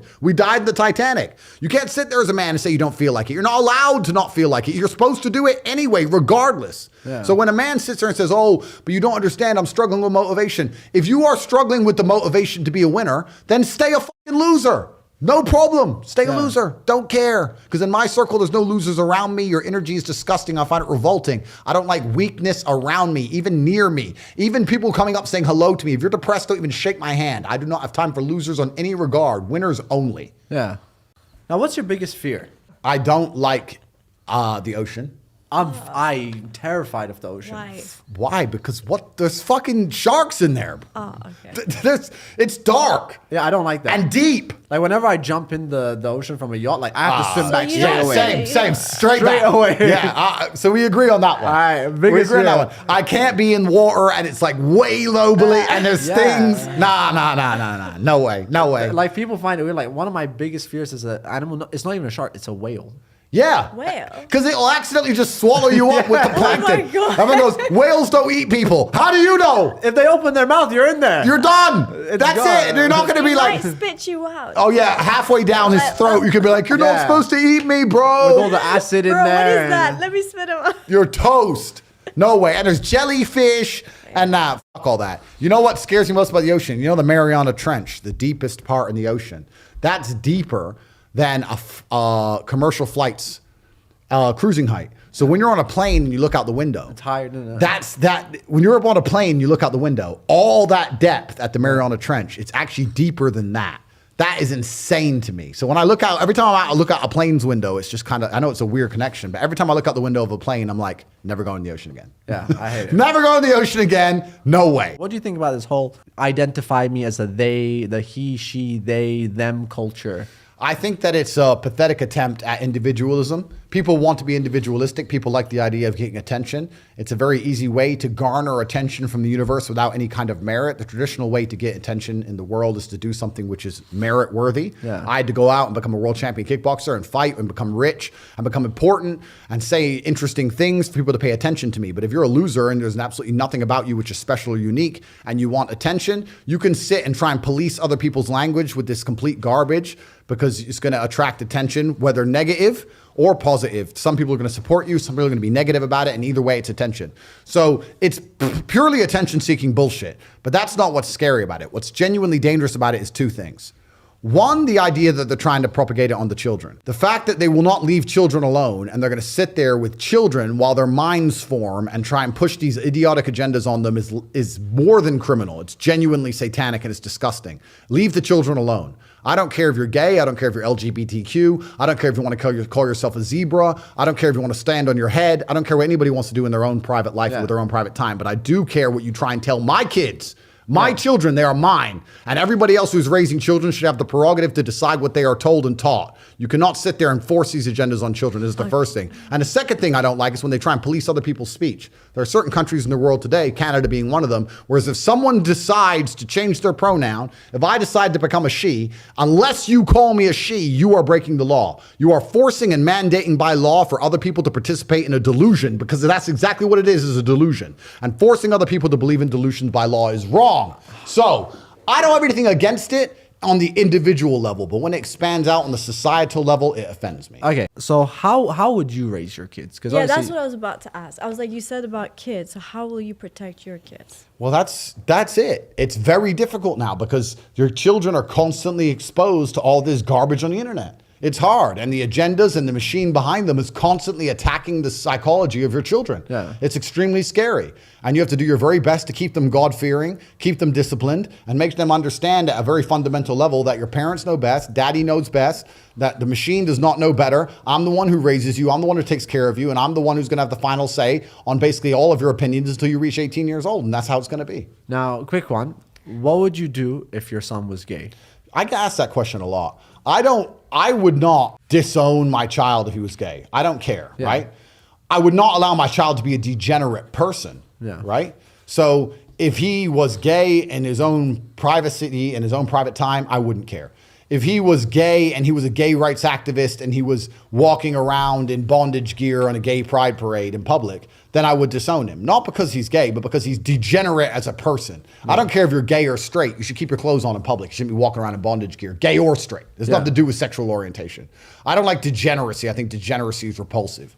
So it depends on how he acts. But all in all, it wouldn't be that offensive. I mean, you said disowning, but like, you don't think maybe talking it out, trying to give a like a chance. Like, yeah, to she was, how would you understand deal with it on a personal level? Like, would you It's not gonna. immediately It's not say gonna you're happen to me. out? It's not even gonna happen to me. So the odds of me having a gay son is 0%. And we're not saying just that. We're saying like, you know, with everything, not just that. It could have been anything like that. You don't agree with the way, you know, how the kids, you know, how they're just going astray now. Yeah. So I mean, the odds of me having a gay son is 0%. But it. Or let's say they do something that, you know, is Well, controversial. it depends on their age and it Just depends what they do, because I'm not going to negotiate with children. I see a lot of full-grown adults negotiating with children, and it's disgusting. I see full-grown adults sitting there with kids going, "Hey, you know, if you're good today, I'll give you some candy." I don't do business deals with kids. How do you Children are going to discipline? comply. Yeah. They're going to obey me. When they reach an age of adulthood, then obviously we can have a discussion, because they're fairly sentient and they're also capable of living on their own terms. But as long as the child needs me for survival, it's my way or the highway, and there's not going to be any negotiation. There's not going to be any business deal. If I sit and say, turn the TV off, they're going to turn the fucking TV off. And there's not going to be any discussion. There's not going to be any deal. There's not going to be any reward for them complying. Their reward for complying is the fact they continue to exist. You're going to turn the TV off because dad said so. Turn the fucking TV off. Yeah. And that's how I was raised. Now I'm going to raise my children exactly the same way. Yeah. At They're going to what- listen to me. At what age do you think a kid's an adult? I think around 18, I guess legally that makes them an adult. That they still have a lot of learning to do. They're still stupid and they're still going to make a lot of mistakes. But around 18, they're certainly old enough to live on their own and survive. So I'd guess around 18. Let me clarify. If they're in my house, it's my house and I'm the boss. So that's it. I don't care if they're 23. If I say turn the TV off, it's my house. And that's what it's going to be, because my house, I'm the boss. So before we get on to more businessy stuff, I kind of want to switch the topic. We'll come back to more business in a little bit. But obviously, since Lana's here, topic of women, love, all that stuff, you know. What do you look for in your dream girl? I think innocence is attractive.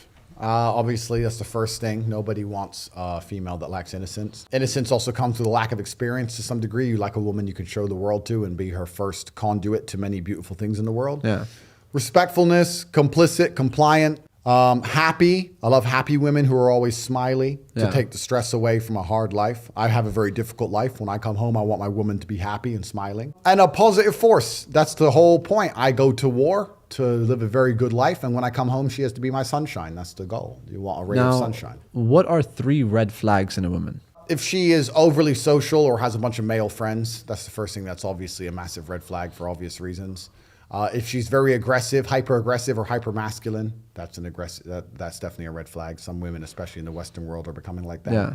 And if she believes in any of this feminist ideal garbage, and when I say feminist, I don't mean everyone believes that women should be able to have an opinion on certain things and believe that women should be able to drive or whatever. That's fine. But when I mean like full age, full crazy feminists like the West, that's a massive red flag. Now, do you think it's more important to love or be loved? It's a good question. No, because let's say you might not necessarily love that person fully, but they love you. Don't Like, you believe in you receive what you like? no, the energy. I don't think you received what you give. If I had to choose, I would be the one who's be loved. I would rather be the one who's loved. Now, okay, this is just one of those quick fire questions. If you had to choose money or love, It's hard. It's impossible to. It's impossible to choose. Like there's too many nuances to the question. I can't choose. But I do think that love is extremely important. Humans are social animals. Yeah. And you do need love. They say money can't buy love, and that's true. But money can help facilitate love. Yeah. Let's keep that in mind. and how many times do you think, like, have you been in love? Everyone has, of course. But how many times have you been truly in love? I'm not sure. I've never been. There's never been a period of my life from the age of 15 to now where I've not had a woman who I consider myself in love with. I've never had a period of loneliness ever. Wow. I've never had even 3 days when I couldn't. Wow. Never ever. So ever. you've never really been alone in your life. Well, no, I've never needed to be. So do you? I know- could. I mean, I could be, and I'm saying I could take a week away and go by myself somewhere. I'm saying I've never had a period where I didn't have a girl who was in love with me ever.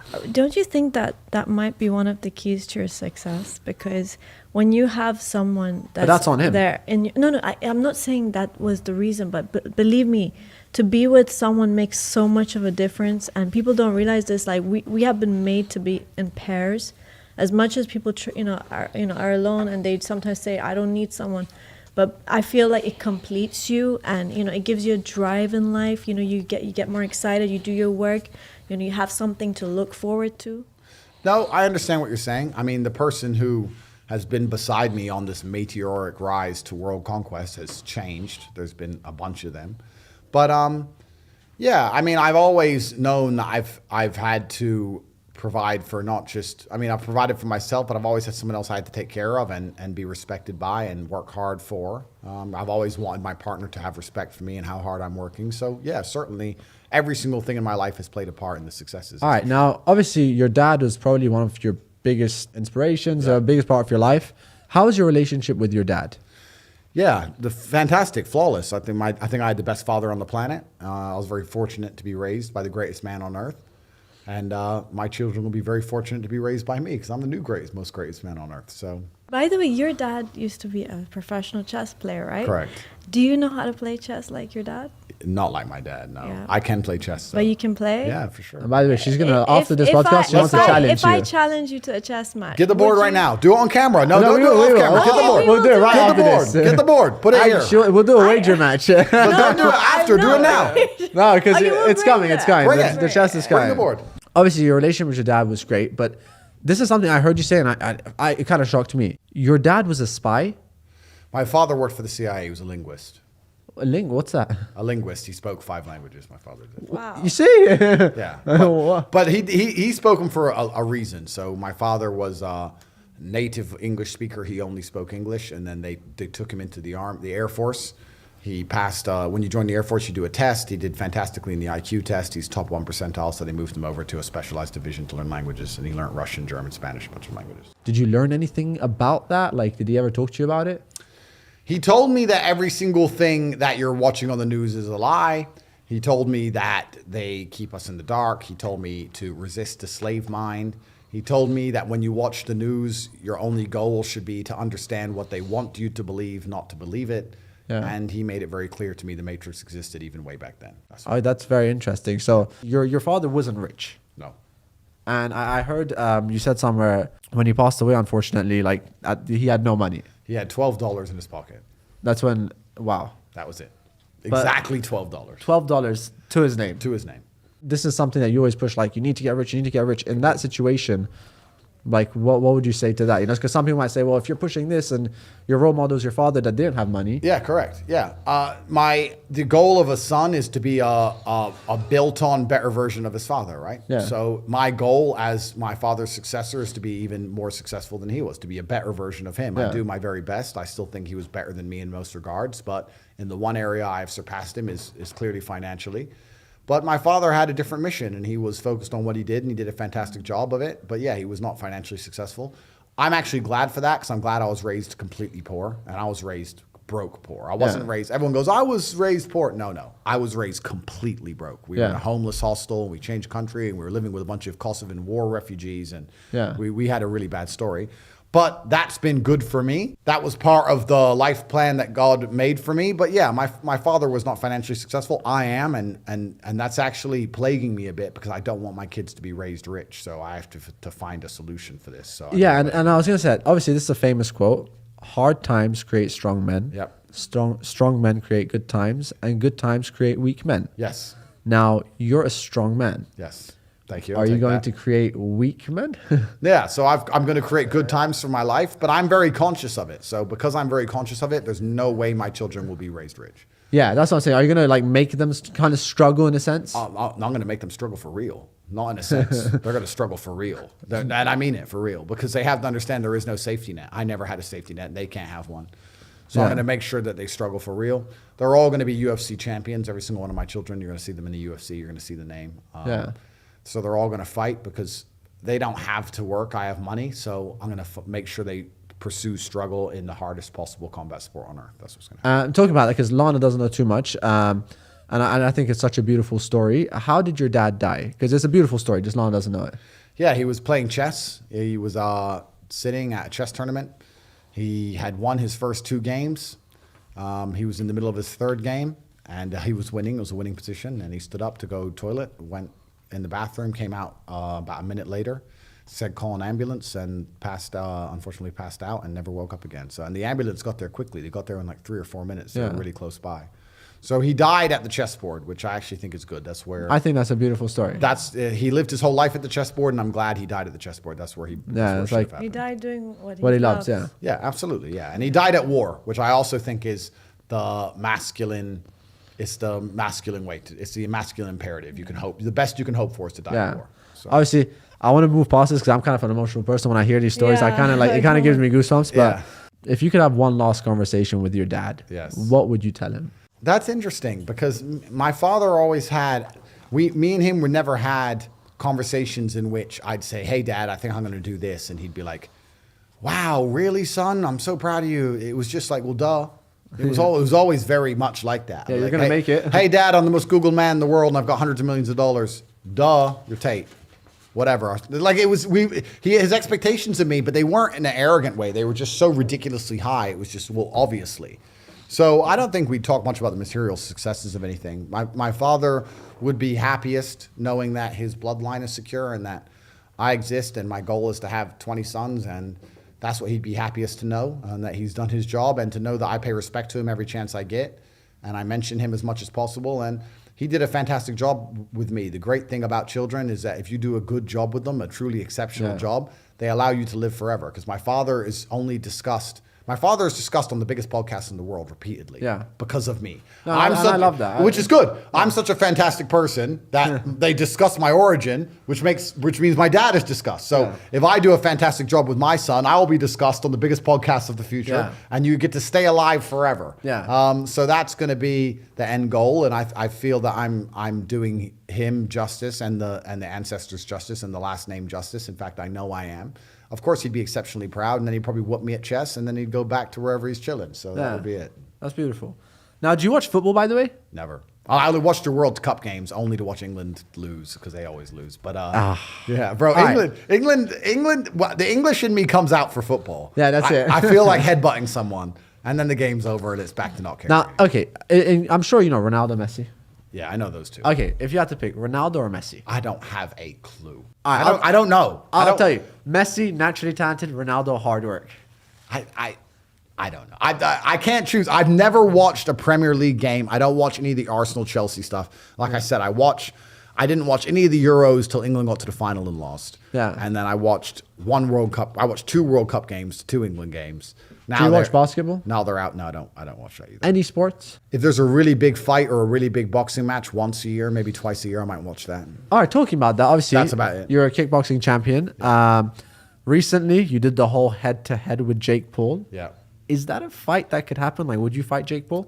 Jake Paul is the only one of the YouTube boxers who can actually fight. All the rest of them are complete clowns. Yeah. I don't think Jake and I are going to end up fighting. There's too much negotiations, the paperwork behind the scenes, things I can't discuss publicly. But I actually like Jake as well. When I first called him out 3 or 4 years ago, it would have made a lot more sense for him and me. Yeah. But time passes, things go on, and I don't think there's anyone else worth $1 billion who's bothered training for YouTube boxing fights. I mean, I have things to do. I have a large business empire, and I have a lot to get done. So Okay. Now, moving back onto the business sense, what is your biggest source of income? Where do you make the most money?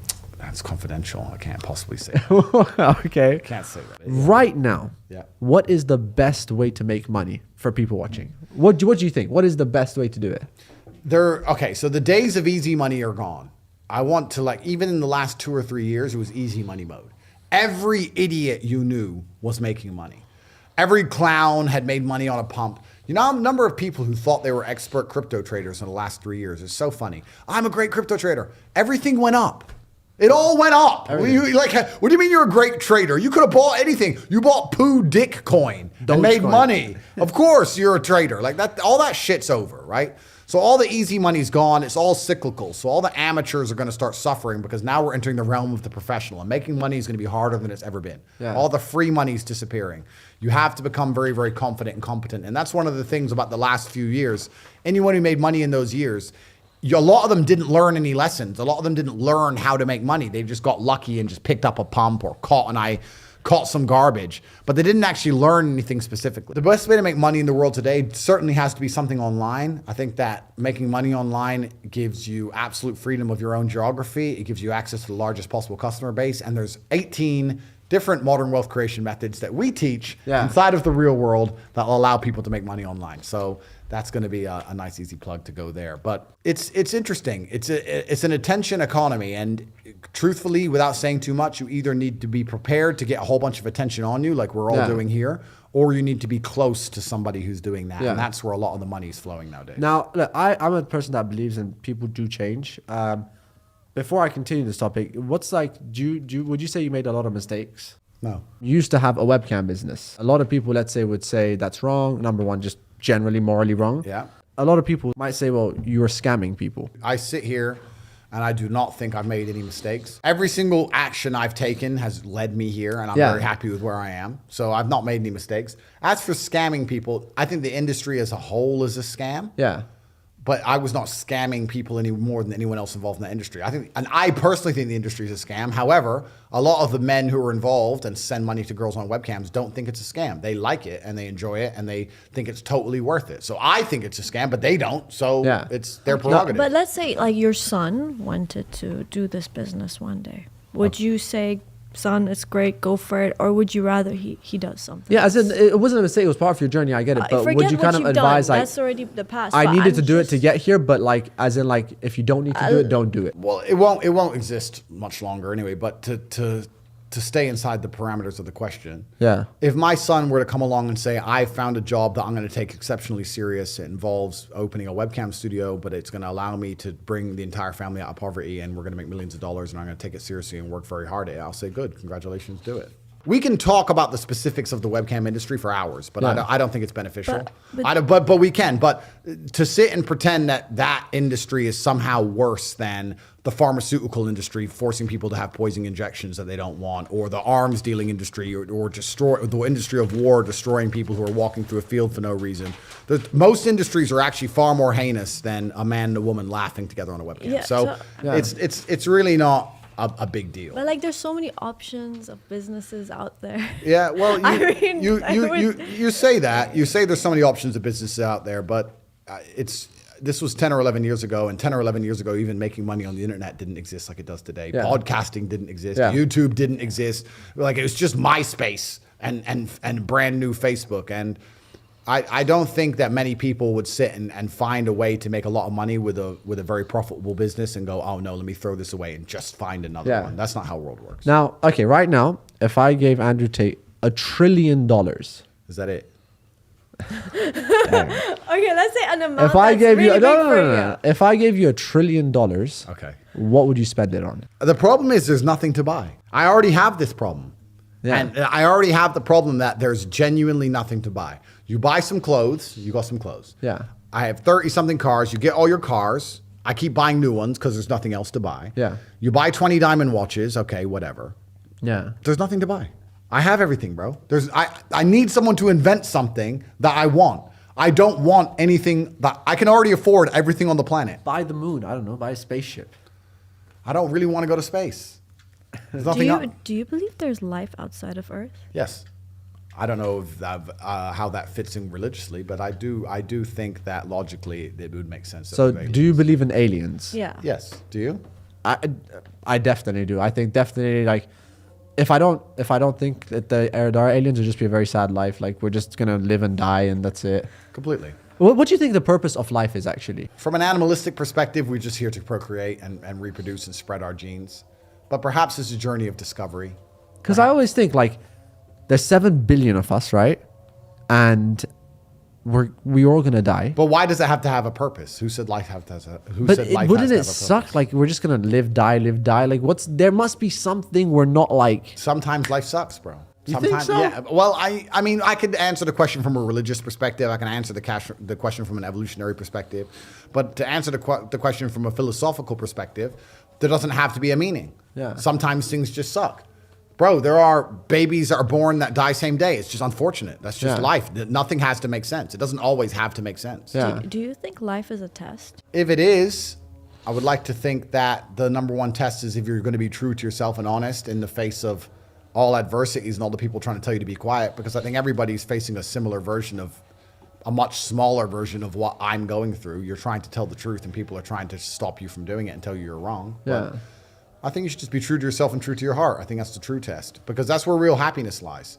I want to make it very clear to people that you're never going to be happy if you're not honest with yourself and living your true experience that you want to live on this planet. When you're on your deathbed, you're going to look back at your life and say, did I do what I really want to do? Yeah. Did I say what I really want to say? Did I call Balenciaga pedophiles? Yes or no? Yeah. That's what you're going to look back on. So you have to find the honesty and the bravery to do that, because that's the most important thing you can do as a person. Getting onto the topic of women now, before I ask the questions, how's your, because obviously you have a mom and you have a sister. Yep. How's your relationship with your mom and sister? Good. Do you think women can be leaders, like presidents? Do you think that's a role that kind of fits them, or? I think that the qualities needed for effective leadership are innately masculine. I think that some of the best leaders in history who were female, for example, Margaret Thatcher, were only good at the job because they had very masculine qualities. So to say, can women be leaders? Well, if women act like men, can they be leaders? Well, yes. But I guess that would answer the point that intrinsically men are evolutionarily designed to be better at leadership than females, because for a female to be good at leadership, she has to adopt masculine qualities. Now, this is a funny one because I saw this and my sister, she loves music. What's your favorite song? Currently, I mean, I listen to a lot of Drake's albums. So. Drake. You like Drake? No comment. Drake or Tupac? Well, Tupac's a real gangster. I mean, come on. Like Drake is from Canada or something. Who Snow. What happens in Canada? Nothing. All right. Injections, vaccines, and fucking bullshit. Canada. Now, you made music videos in the past? I messed around. Oh with yeah. Yeah. I And by the way, saw this is the that. only part which I'd say like, that's the one mistake you made, I think. Well, I'm not talented, that's for sure. Yeah. Like you wanted to do the music video? No, I've already described this. I've just discussed this before. I was proving a point to a friend of mine who said he was working on an album for a very long time. And I was explaining that the number one key to making money is speed. We teach this inside of the real world and inside of the war room. If you want to get rich, you have to act quickly. You have to do things fast. Speed is rule one. Not enough people understand the importance of speed, because every hour you spend not making money is an hour you're not going to get back. The sooner you turn on the tap to the money, the more money you're going to make. You have to be very, very quick. And he was talking about he's going to release an album. And every time I saw him, he kept saying, I'm working on my album. And it took him months and That's months. exactly my sister. There you go. Months and months. So I made these songs, and I didn't make them to try and become a musical star. I made them to prove a point that you can make a song in a day. I made a song, wrote it, made the song, and filmed the video in a day to prove that, bang, if you're serious, you can do it. So people say, I'm working on my album for months. Thank you. That's exactly. And it doesn't take months to make an album. You're just wasting a whole bunch of time. You could do it in a week. Get to work. Get to work, young lady. Get it. Come on, I'll buy it. I'm waiting for you. Let's write some lyrics right now. I'll help you. Ready? What should we sing about? Yeah, if you say anything right now, I just feature it in a song. Lana Rose featuring Andrew Tate. Come on, let's make a song right Give now him some together. lyrics right Give now. me a lyric. Bro, stop. No. I know this could be a great feature. We have the mics and everything. I used to write poems on my Instagram until what they is it? deleted me. I've been Moving moving different for you. Been moving Don't different make for me you. Good. regret it. Okay, You're the exception. I hear that a lot. I've been yeah. breaking all the rules. I hear Okay, that a lot. I think can we say that? Can I get you on a feature song right now? I've been moving different for you. Perhaps my feature price has gone up along with the TikTok views. So Yeah. we'll have to work it out. Now, do you watch YouTubers, by the way? Never. All right, well, we're just gonna throw this one out the way. Yeah, I mean, you can say some names. I might know them, but I do not. Do you know watch. Mr. Beast? I know who he is. Yeah, I know what he does. Yeah. Logan Paul, Jake Paul. Yep. I know who they are. I know who KSI is. KSI. But I never watched these people ever. I never watched their videos ever. PewDiePie. Never. Have you heard of PewDiePie? I heard of him. Yep. Never watched his stuff. If you had to rank them, I never watched their things. I don't know. We'll put Logan at the bottom because he's on steroids. He's on a bunch of steroids. So we'll put by him the way, at the bottom. do you think Logan's on steroids? Think? Let me fucking think. I'm a professional. I do not think I know. Yeah. I don't sit and think. I don't make accusations like this out to the world by, oops, oh, I think. No, I know. And I know very well. I can tell you exactly the drugs he's fucking on, along with everything else recreational, because the guy's constantly out of his fucking head. I know everything about Logan Paul. Everything. It's been a while since I've seen you do podcasts. Yeah. And obviously, everyone wants the exclusive. Yeah. What's an untold story? I have so many untold stories. Give us 3. I mean, if you have some, just give us. Each of my stories is like 45 minutes long. All right, an untold story with a little secret, something that I can, what's your untold story right now? A lot of people think my life is so interesting, and they think the things I say are so controversial and interesting, and they're 5% of what's in my head. Yeah. I could say so much more controversial things. I could say things far more abrasively, and I have stories which are far more interesting than the ones anyone's ever heard. Yeah. And I only tell a very small percent because I have to protect myself and the people I care about. Just one right now. Just give us one untold story. I can't, bro. There's too many questions involved around all of it. I can't. Like maybe about like a funny date. Oh, okay. I heard this from a TikTok video. I don't think you're gonna answer it. Does Andrew Tate have children? I perhaps could have some. Do they look like you? Well, if they were mine, they would probably look like me. Damn. If I had. But like, how would they know? Because genuinely, I heard, and I was like, they seemed like they had a lot of information. I mean, like, yeah, you never deny. Yeah, it's starting to spread, the idea. There were people for a long time who said, and the way Andrew talks about women hate him and he's going to be lonely forever. You know what's actually funny about this whole misogynistic crap that came out about me? Yeah. Do you know that I get thousands of emails a day from women Yeah. who adore me? Yeah. The amount of women who say, you're a real man, you stick up for family values, you're a traditionalist, you sound like the exact kind of guy my dad wants you to be with, Yeah. you sound like my dad and my brother. I get thousands of women who completely adore me for the things I say. So I don't have any problem with loneliness. And obviously, I talk a lot about legacy and how important it is to have children. So whether I have children or not, it's something that I'm going to want one day. The only reason I don't be very clear on this is because there's a bunch of feral psychopaths on the internet who dislike me. So I could have 0 children. I could have 10 children. And I'm not going to put their faces anywhere. if you were to have a superpower, what superpower would you pick? I would have the ability to speak and everybody absorb my knowledge and words and understand that I'm ultra intelligent. And, All right, fine. No. A basic superpower. We're talking I about. already have the superpower. Here we are. I'm the most Googled man on the planet. You should have been more specific. Okay, no, as in like I want to fly, I want to invisible, read someone's I wanna brain. throw fire. I want to. You can't just say something you have already and just say this fish. is. That's I don't true. know. I have a lot of superpowers already, so I'll define one that I don't have. Okay, choose between flying or being invisible. No, let him be. You might want to just read someone's brain. No, these two. I want to know. Well, I'd like the idea of being invincible, living forever and being invincible. That would be cool. Invisible. Invincible would be cool. But being invisible, I guess, could be useful also. But all in all, I don't think it'd be that useful for Let's talk about this for like professionals. Now we're going to go into depth. They're going to regret this question. Okay. Being invisible wouldn't be that interesting for finding out the things you actually really want to find out outside of bullshit chit chat and girl drama, because most sensitive conversations are happening inside of facilities that you couldn't penetrate even if you were invisible. So you wouldn't be able to like spy on the government or nothing because you can't get into the buildings. Yeah. So who would you be able to listen to? Your girlfriend or your friends or some crap? But I don't think that would be useful because I can already read girls' minds. I can look at women and instantly read their mind. Women's minds are very readable. Did you know this? No, They're I super struggle readable. with that. Men say, oh, women are confusing and complicated. No, they're not. Women are simple as they can be. They show you exactly how they feel instantly. It's easy to read a woman, easy to see if she's mad, easy to see if she's sad. All you have to do is work out why. Usually it's some dumb bullshit reason. You can look at a woman in her eyes and read her mind. So I can already read women's brains. So I don't think being invisible would be that useful. Flying, I can already fly anytime I want to private jet. I want a superpower. I want to be able to do something else. I want to be able to, I don't know. I have to think about it. I'm not sure. This is difficult. I have to think. What's one lesson you've learned the hard way? I've learned all of my lessons the hard way. Life only teaches you lessons the hard way. There's no other way to truly learn a lesson. The things you'll notice about people is that when life is trying to give them a lesson the easy way, they'll ignore it. Oops. Oh, like you'll see it all the time. People they'll have close call. They won't pay attention until something really bad happens. And then they'll be like, oh no, I'll do anything to take this back. Yeah. That's how people learn. No one learns the easy way. It takes a very smart person to learn the easy way. Everybody only learns the hard way ever. Question.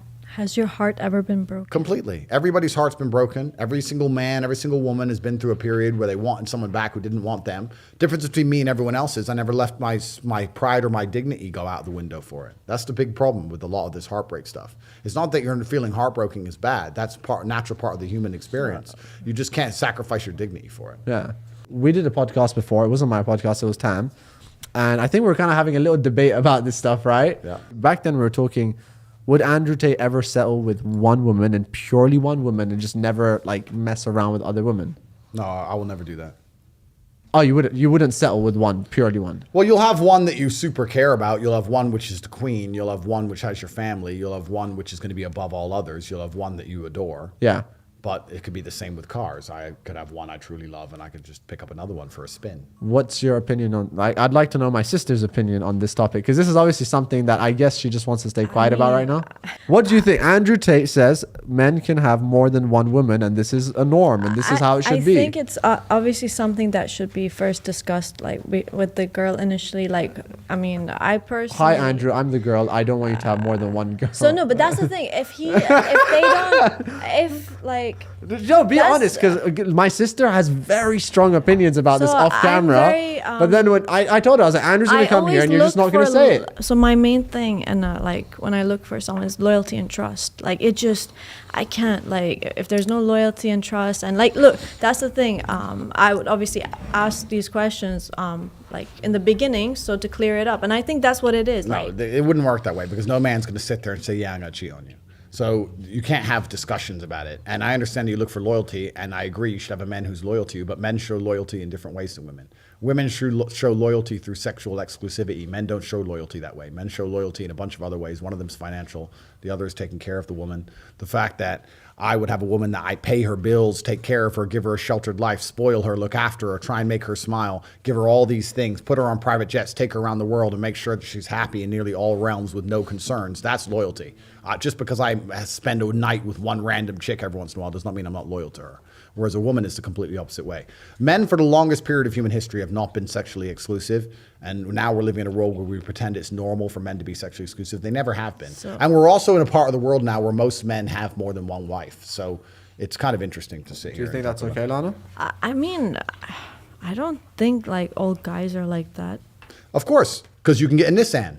Isn't it great how life goes full circle? Yeah. You can get a nice, reliable Nissan. Nobody wants the Nissan but you, because to you it's trusty and old. It's got a bit of rust, but it's okay. But guess what happens when you're a Ferrari? Everybody wants to spin. That's life.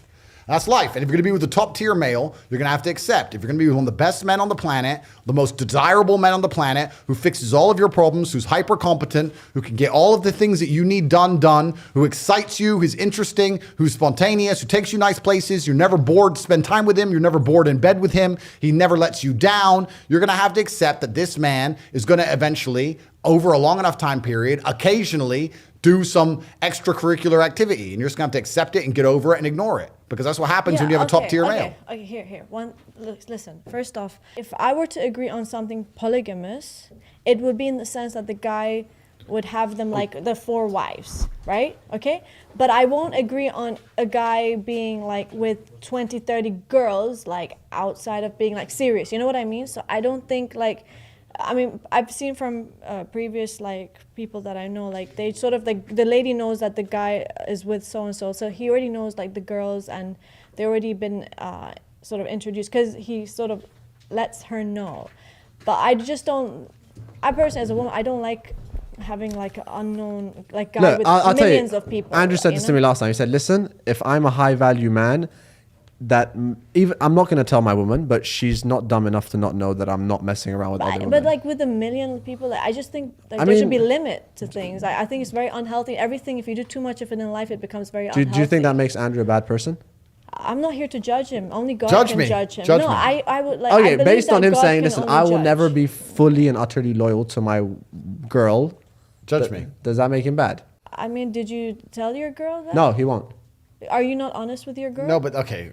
So let's stay here for one thing at a time. Firstly, I want to destroy the myth of females pretending they want honesty, because they don't. So when you're honest with women, you get just headache on both sides. They don't want honesty. When you come to a woman with honesty, it's just they're not ready to handle it. They are not prepared for it, and it also lowers your status as a man. I don't have to sit there and say, "Hey, I'm going to do this." Da da da. The point is this. Every king, every sultan, every sheikh, since the dawn of human time, had more than one woman. All of them. Every single one, always. That's all of recorded history and the modern world. So to sit and come along and say that king-level men, not Joe Schmo, king-level men are going to be stuck with one woman and they're not allowed to do anything else outside of it ever is garbage. If you go and you actually experience time with top-tier males, if you go hang around with a Russian oligarch, or you go hang around with the richest guy in Bangkok, or you hang around with anybody anywhere on the planet, he has more than one woman. That is a fact. So I'm not against it. Okay, so if you're a woman and you prioritize loyalty, sexual exclusivity, not loyalty, because like I said, male loyalty is different than female loyalty. I am completely loyal to my woman. I can be completely loyal to all my women at once. I'm completely loyal because I fix all their problems and I tolerate them and go out with them and deal with all their crap. So I'm very loyal. I don't think that's very loyal. Definition of loyal. It is. No, but it is. That is the definition of masculine loyalty. But if we're going to talk about sexual exclusivity, if you're going to prioritize sexual exclusivity over all other things, that's fine. That is like prioritizing reliability of a car. Get a Nissan. But if you're going to prioritize the man's ability to fix your problems, his financial means, his looks, his ability to make you excited, his ability to make you have fun, his status, his fame. If you're going to prioritize those things all above sexual exclusivity, then get a Ferrari. Yeah, then you but get fun. You what get excitement. That's okay. life. You can't get it all. You can't have it all. I have to be more specific. Okay, look, I'm totally for a guy being serious, like with the woman, taking care of the woman. I get that. Okay. But what I'm against is a guy going out there and hurting women. Like, you know, women who look up to them, they like them, and they just go with them, like, and, you know, the girl feels used, and they don't take them seriously. I just think that that behavior is what I don't support. I feel like, okay, if you're going to have multiple girls or wives, whatever, like, you should be committed to them. Okay, so and you take agree with care of multiple them. wives? Yeah, I obviously, because, you know, I'm Muslim, I really, As long as there's I feel transparency, I feel though. like, you know, a guy taking, if he has the potential to take care of more than one woman, it's acceptable, but I don't believe that a guy should start like playing games with women. Well, I don't think it's about playing games. I don't. A lot of guys are doing this for fun. Okay, but women are sovereign individuals, and if they decide to be with a man, if they're a full-grown adult, they decide to be with a man, right? We can't be. I don't want to be misogynistic here. But I don't want to be a misogynist. Like deceitful. They really trick women. They Why? say a lot of things. They say things that aren't true. Yeah, and I don't agree with Women that. do the same to men. Not all women. Of course, not all women, not all men. That's human nature. That's my point. That's human nature. But we're discussing the specifics, and I'm just trying to make the point that women who say, I want a man who is loyal, that matters most to me, that's doable and that's fine. If you sacrifice a bunch of other qualities. But if you don't sacrifice those qualities, the kind of man you are looking for is never going to be loyal. You have to make a choice. And I use the car analogy because to me, it's so simple. I don't know what the confusion is. If you prioritize reliability, get a Nissan. If you prioritize performance, get a McLaren. You cannot have both. Your McLaren might be a little bit reliable and the Nissan might have a little bit of performance, but you cannot have Nissan reliability and McLaren performance in one vehicle. That is against the laws of nature. It's against physics. It's against reality. Now, you must choose. I'll jump in. I definitely like agree to a certain extent what you're saying, but why not just be transparent about it? Well, Trust me, there are women out there that would agree Yeah, they to would. this, and I know you I've can seen be. it. You can be. But I'm not saying, the point is it's about me specifically. You can be. And I'm not even going to tell you whether I am transparent or not transparent. I'm just talking about in general. You can be transparent. That's up to you. It's up to every man who decides what they want to do. And but it's so much more peaceful, you know what I mean? 'Cause, Cool. like the girl is totally happy. She'll start hanging out with your other wife or your other girl, and they become best friends. And you know, life is less stressful because you Agreed. can go out. Agreed. But the actions, my point is that the actions are not dependent upon transparency. The actions are going to take place anyway if you have that kind of man, whether he's transparent or not, or whether you accept it or not. That's just how it's going to be. But would you be transparent? That's our question. I don't lie. I'm not a liar. But I'm not also going to sit my woman down and go, hey, it's 9 a.m. By the way, I'm going to do this today. And she's No, like, no, if So, she asks so if your girl you, says, "Hey, Andrew," like, Who's this chick? Oh, yeah, I was with her a few days ago. Don't worry about it. Done. now actually, this is something I've never seen anyone do with you. Maybe you won't even do it with me, but it's actually kind of a silly one. But I want to do an Andrew Tate IQ test. Well, IQ test is pattern recognition. This is just general knowledge. Okay, general knowledge. Okay, All right. let's make it clear, because if it's all pop culture crap and I get it wrong because I don't consume pop culture, I don't want to think I have a low IQ. All right. So, first question. All right. What metal is heavier, gold or silver? Gold. That is correct. What are the first 3 planets in our solar system? Mercury, Venus, Earth. Are you serious? He got that? That's correct. What? How did you know? I have no idea. I forgot that. I was And going to used say be the a moon. nerd at school. What is the most widely spoken language in the world? It's either English or it's Mandarin Chinese. It's Mandarin Chinese. What? Wow. This guy is super All right, guys, this is smart. not planned. All right, this is not. You're just gonna make it look like. Okay, a lot smarter than I thought. How many countries are there in the world? That's a really Oh, good that's question. really- 172? It's 195. I didn't know that either. No, I don't know. Not so smart after all. All right. Well, it's constantly changing because a bunch of countries are new as well. South Sudan, North Sudan, that was Oh, quite yeah. recent. Okay, so it's he- constantly he couldn't changing. know. All right, longest river in the world. The Nile. No, the Amazon. It's the Nile. First answer, almost. Which president is on a US $1 bill? George Washington? Yep. Okay. Which state is Area 51 in? Nevada. Why would you know that? Are you part of the? Are you part of that Part of the little Matrix. conspiracy theory? Part of the Matrix. How do you know these questions? Like literally, I don't. Right. These Okay, were written question, like 5 minutes for ago. real, like, do you study some No. like information online, or is this stuff you've been No. talking to Just people? busy attacking the matrix and finding the truth. That's All right, this is something you might know because obviously this is like down your field.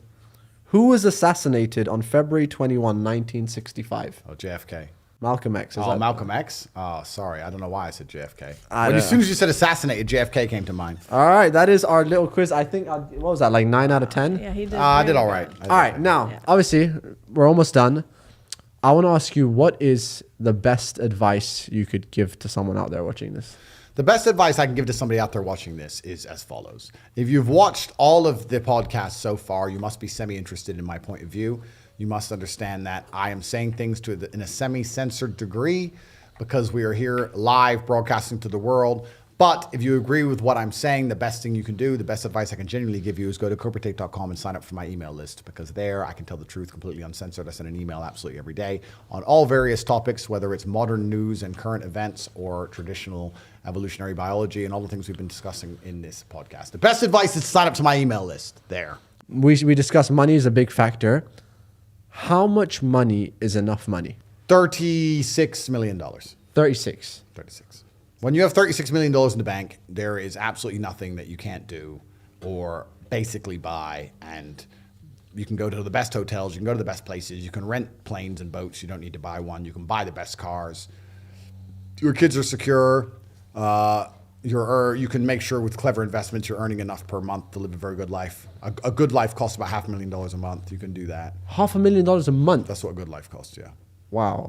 Minimum, if not minimum. I heard you say this somewhere. You said life is getting more expensive day by day. So I spend between $500,000 and $1 million a month on life. That's how much it costs to live a good life. If you want to have staff, look after all your supercars, have your cars moved around the world, fly on private jets all the time, stay in hotels, eat in nice rooms, eat out every day, not have to ever cook.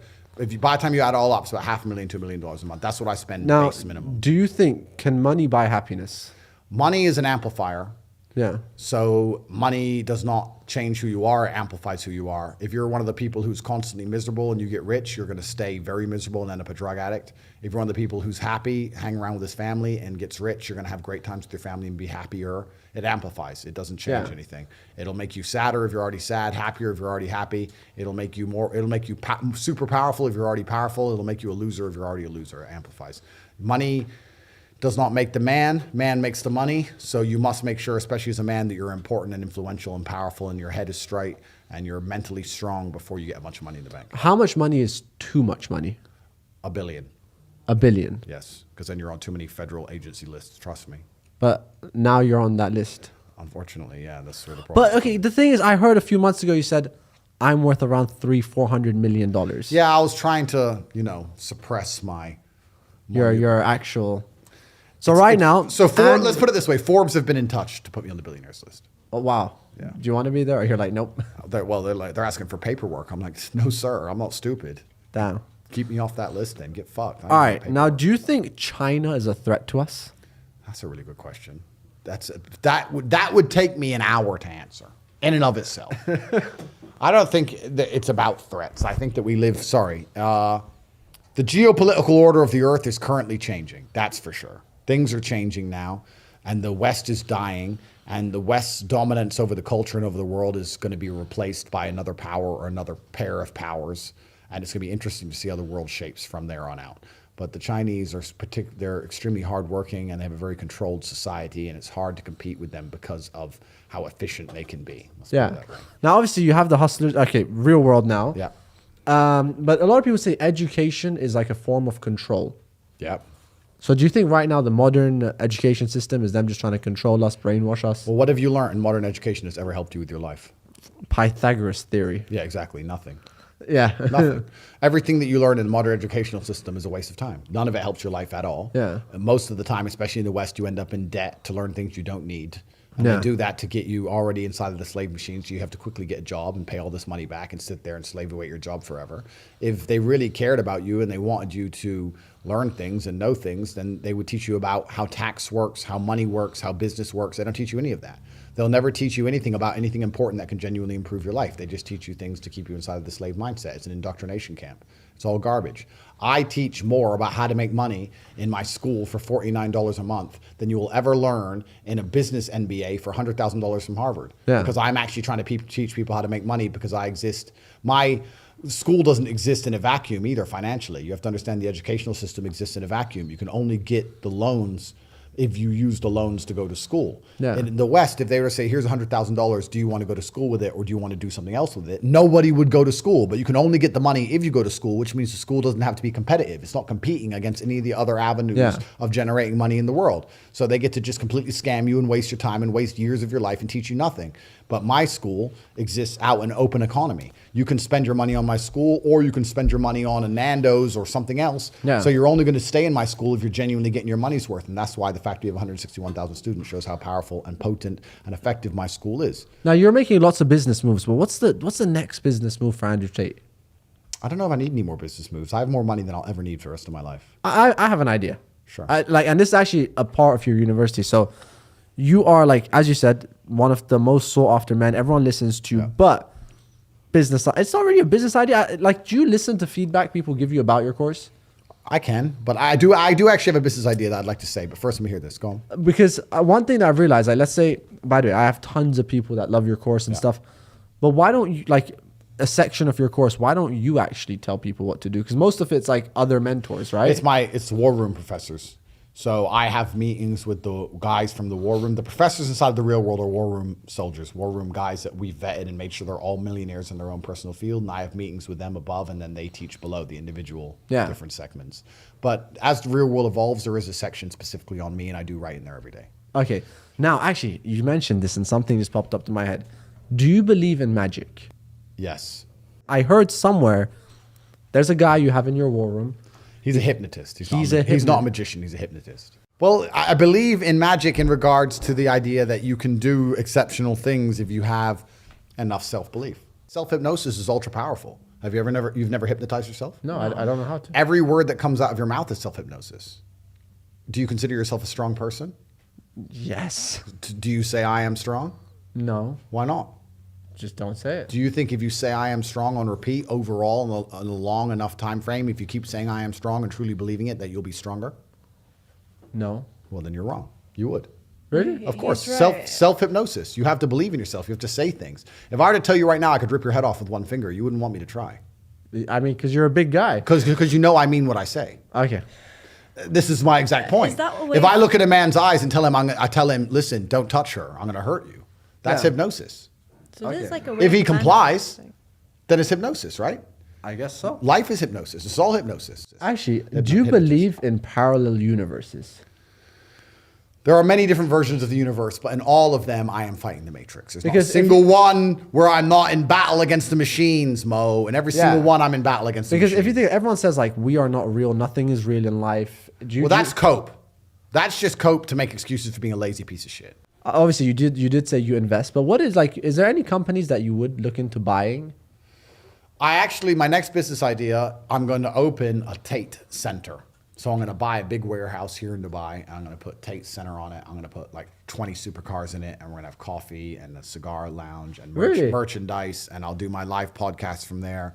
And I'll meet fans there. And we're going to do it. It's going to be a huge project here in Dubai. It's going to be massive. Anybody who listens to somebody who's worth $1 billion talking about how to make money and says he will teach you, him and his team will educate you on how to make money online from your phone, from home, for $49 a month and doesn't sign up, doesn't deserve to be rich. Yeah. Because you have nothing to lose. Yeah. Worst case, you join for $49, you try for a month and you're too stupid and you can't do it. You've wasted $49 on lunch. It's not even a big deal, right? Yeah. Anybody who doesn't even try deserves to stay poor forever. But anybody who is hardworking and compendious and perspicacious and wants to pay attention and is going to do what they're supposed to do, they can be successful. Yeah, because I say this a lot to people. Let's say they're like, oh, well, why should I buy a fitness course? I know what to do. Well, why are you not doing it? Then do it then. Yeah, why are you not doing it? But it's not just a course because we don't just tell people what to do. We also mentor people. We actually push you over the finish line. So it's guaranteed to be successful. But we're going to build the Tate Center as well. And the reason I mention that is because when the Tate Center is open, there's going to be certain days it's only open to members of of the real world and the war room. So there's going to be certain days where you can only visit if you have a membership to the other subscription. So I'm excited for the Tate Center, and it also gives me a place to put all my cars. Yeah. 'Cause I have too many cars now. Now, actually, number one, what's your life goals? But apart from that, I know you've done a lot of charity work, I think, with animals, some with... Like, what's your goals in that sense? Is like an ultimate life goal for you to start giving back, or... I think I'm giving back quite a lot. I hear from endless people, and I get a lot of emails from a lot of people that I've helped improve their lives, and I've made them feel better. Do you do charity? Like... Yeah, I get thousands of emails from people saying that I've improved their lives and I make them better. And I'd like to think that I'm a positive force in the world, and people listen to my podcasts and my speech feel better about themselves. I like to think I give clarity, especially to young men who are navigating a world which is trying to subjugate them. And I have a lot of young men who stand up and say, you know what, you're the one who makes sense. But yeah, I have a charity that rescues stray dogs in Romania, and I've also built a few orphanages in Romania, but I don't talk about it too extensively because I don't do it for publicity. Yeah, I just do it. I do it because it makes me feel good, and I want to do good things for the world. All right, now final thing before we end it. I have pretty much all my questions, but just because the fact that you came here, my sister hated you so much. I know. I want to do something. Don't worry about my feelings. Right. Don't worry about my feelings. It's fine. I'll just cry after the podcast. What do I say? Don't worry about how I feel. Imagine you're having a normal conversation. You just met this person. As in, like, first impressions, because you have so much impressions about him from beforehand, but erase all of it. 5 minutes. Don't say the word like hate. I didn't say Okay, that dislike. word. No, I don't think the 5-minute conversation I will never work. said, like, it's like I'm trying to defend myself. I just said I was upset. That's the thing. Besides, I'll tell you what we'll do instead. I've already clarified when you said that I said older women are less attractive, and I've explained that that's in the West, and I've explained this because those women don't keep themselves pure. Yeah. And da-da-da. So is there anything else I've said that you found particularly offensive? No. Only that one thing. Yeah. So everything's fixed now. Yeah. So we're friends. Yeah. High five. Okay. All right, that's it. Done. We made a friendship. Done. All right, guys, that's been Andrew Tate. I thank you so much for coming. Thank you. Any final message to people? Just a final thing was your top quotes and like a final message. Yeah, my top quotes, the ones that are most famous are, my unmatched perspicacity coupled with sheer indefatigability makes me a feared opponent in any realm of human endeavor. I've described that one before. It's an extremely important one. I've also given the story of where that comes from somewhere on my Rumble channel. The other one is I allow manipulation to find out where my enemy wants me to go. Then I use my mind to break the trap and punish the perpetrators. And the third one is what color is your Bugatti? So the third one is a little bit less insightful than the others. But I guess it's kind of useful just sometimes to throw at people. But those are the top 3 quotes. You can find me on Twitter at Cobra Tate, on Rumble at Tate Speech, where I release videos, and then CobraTate.com. I have a free email list, and I have information on the real world and the war room. It's all on all right. Well, thank you so much, guys. That's been Andrew Tate, and thank you. Thank you so much. All right, that was amazing, bro. Thank you.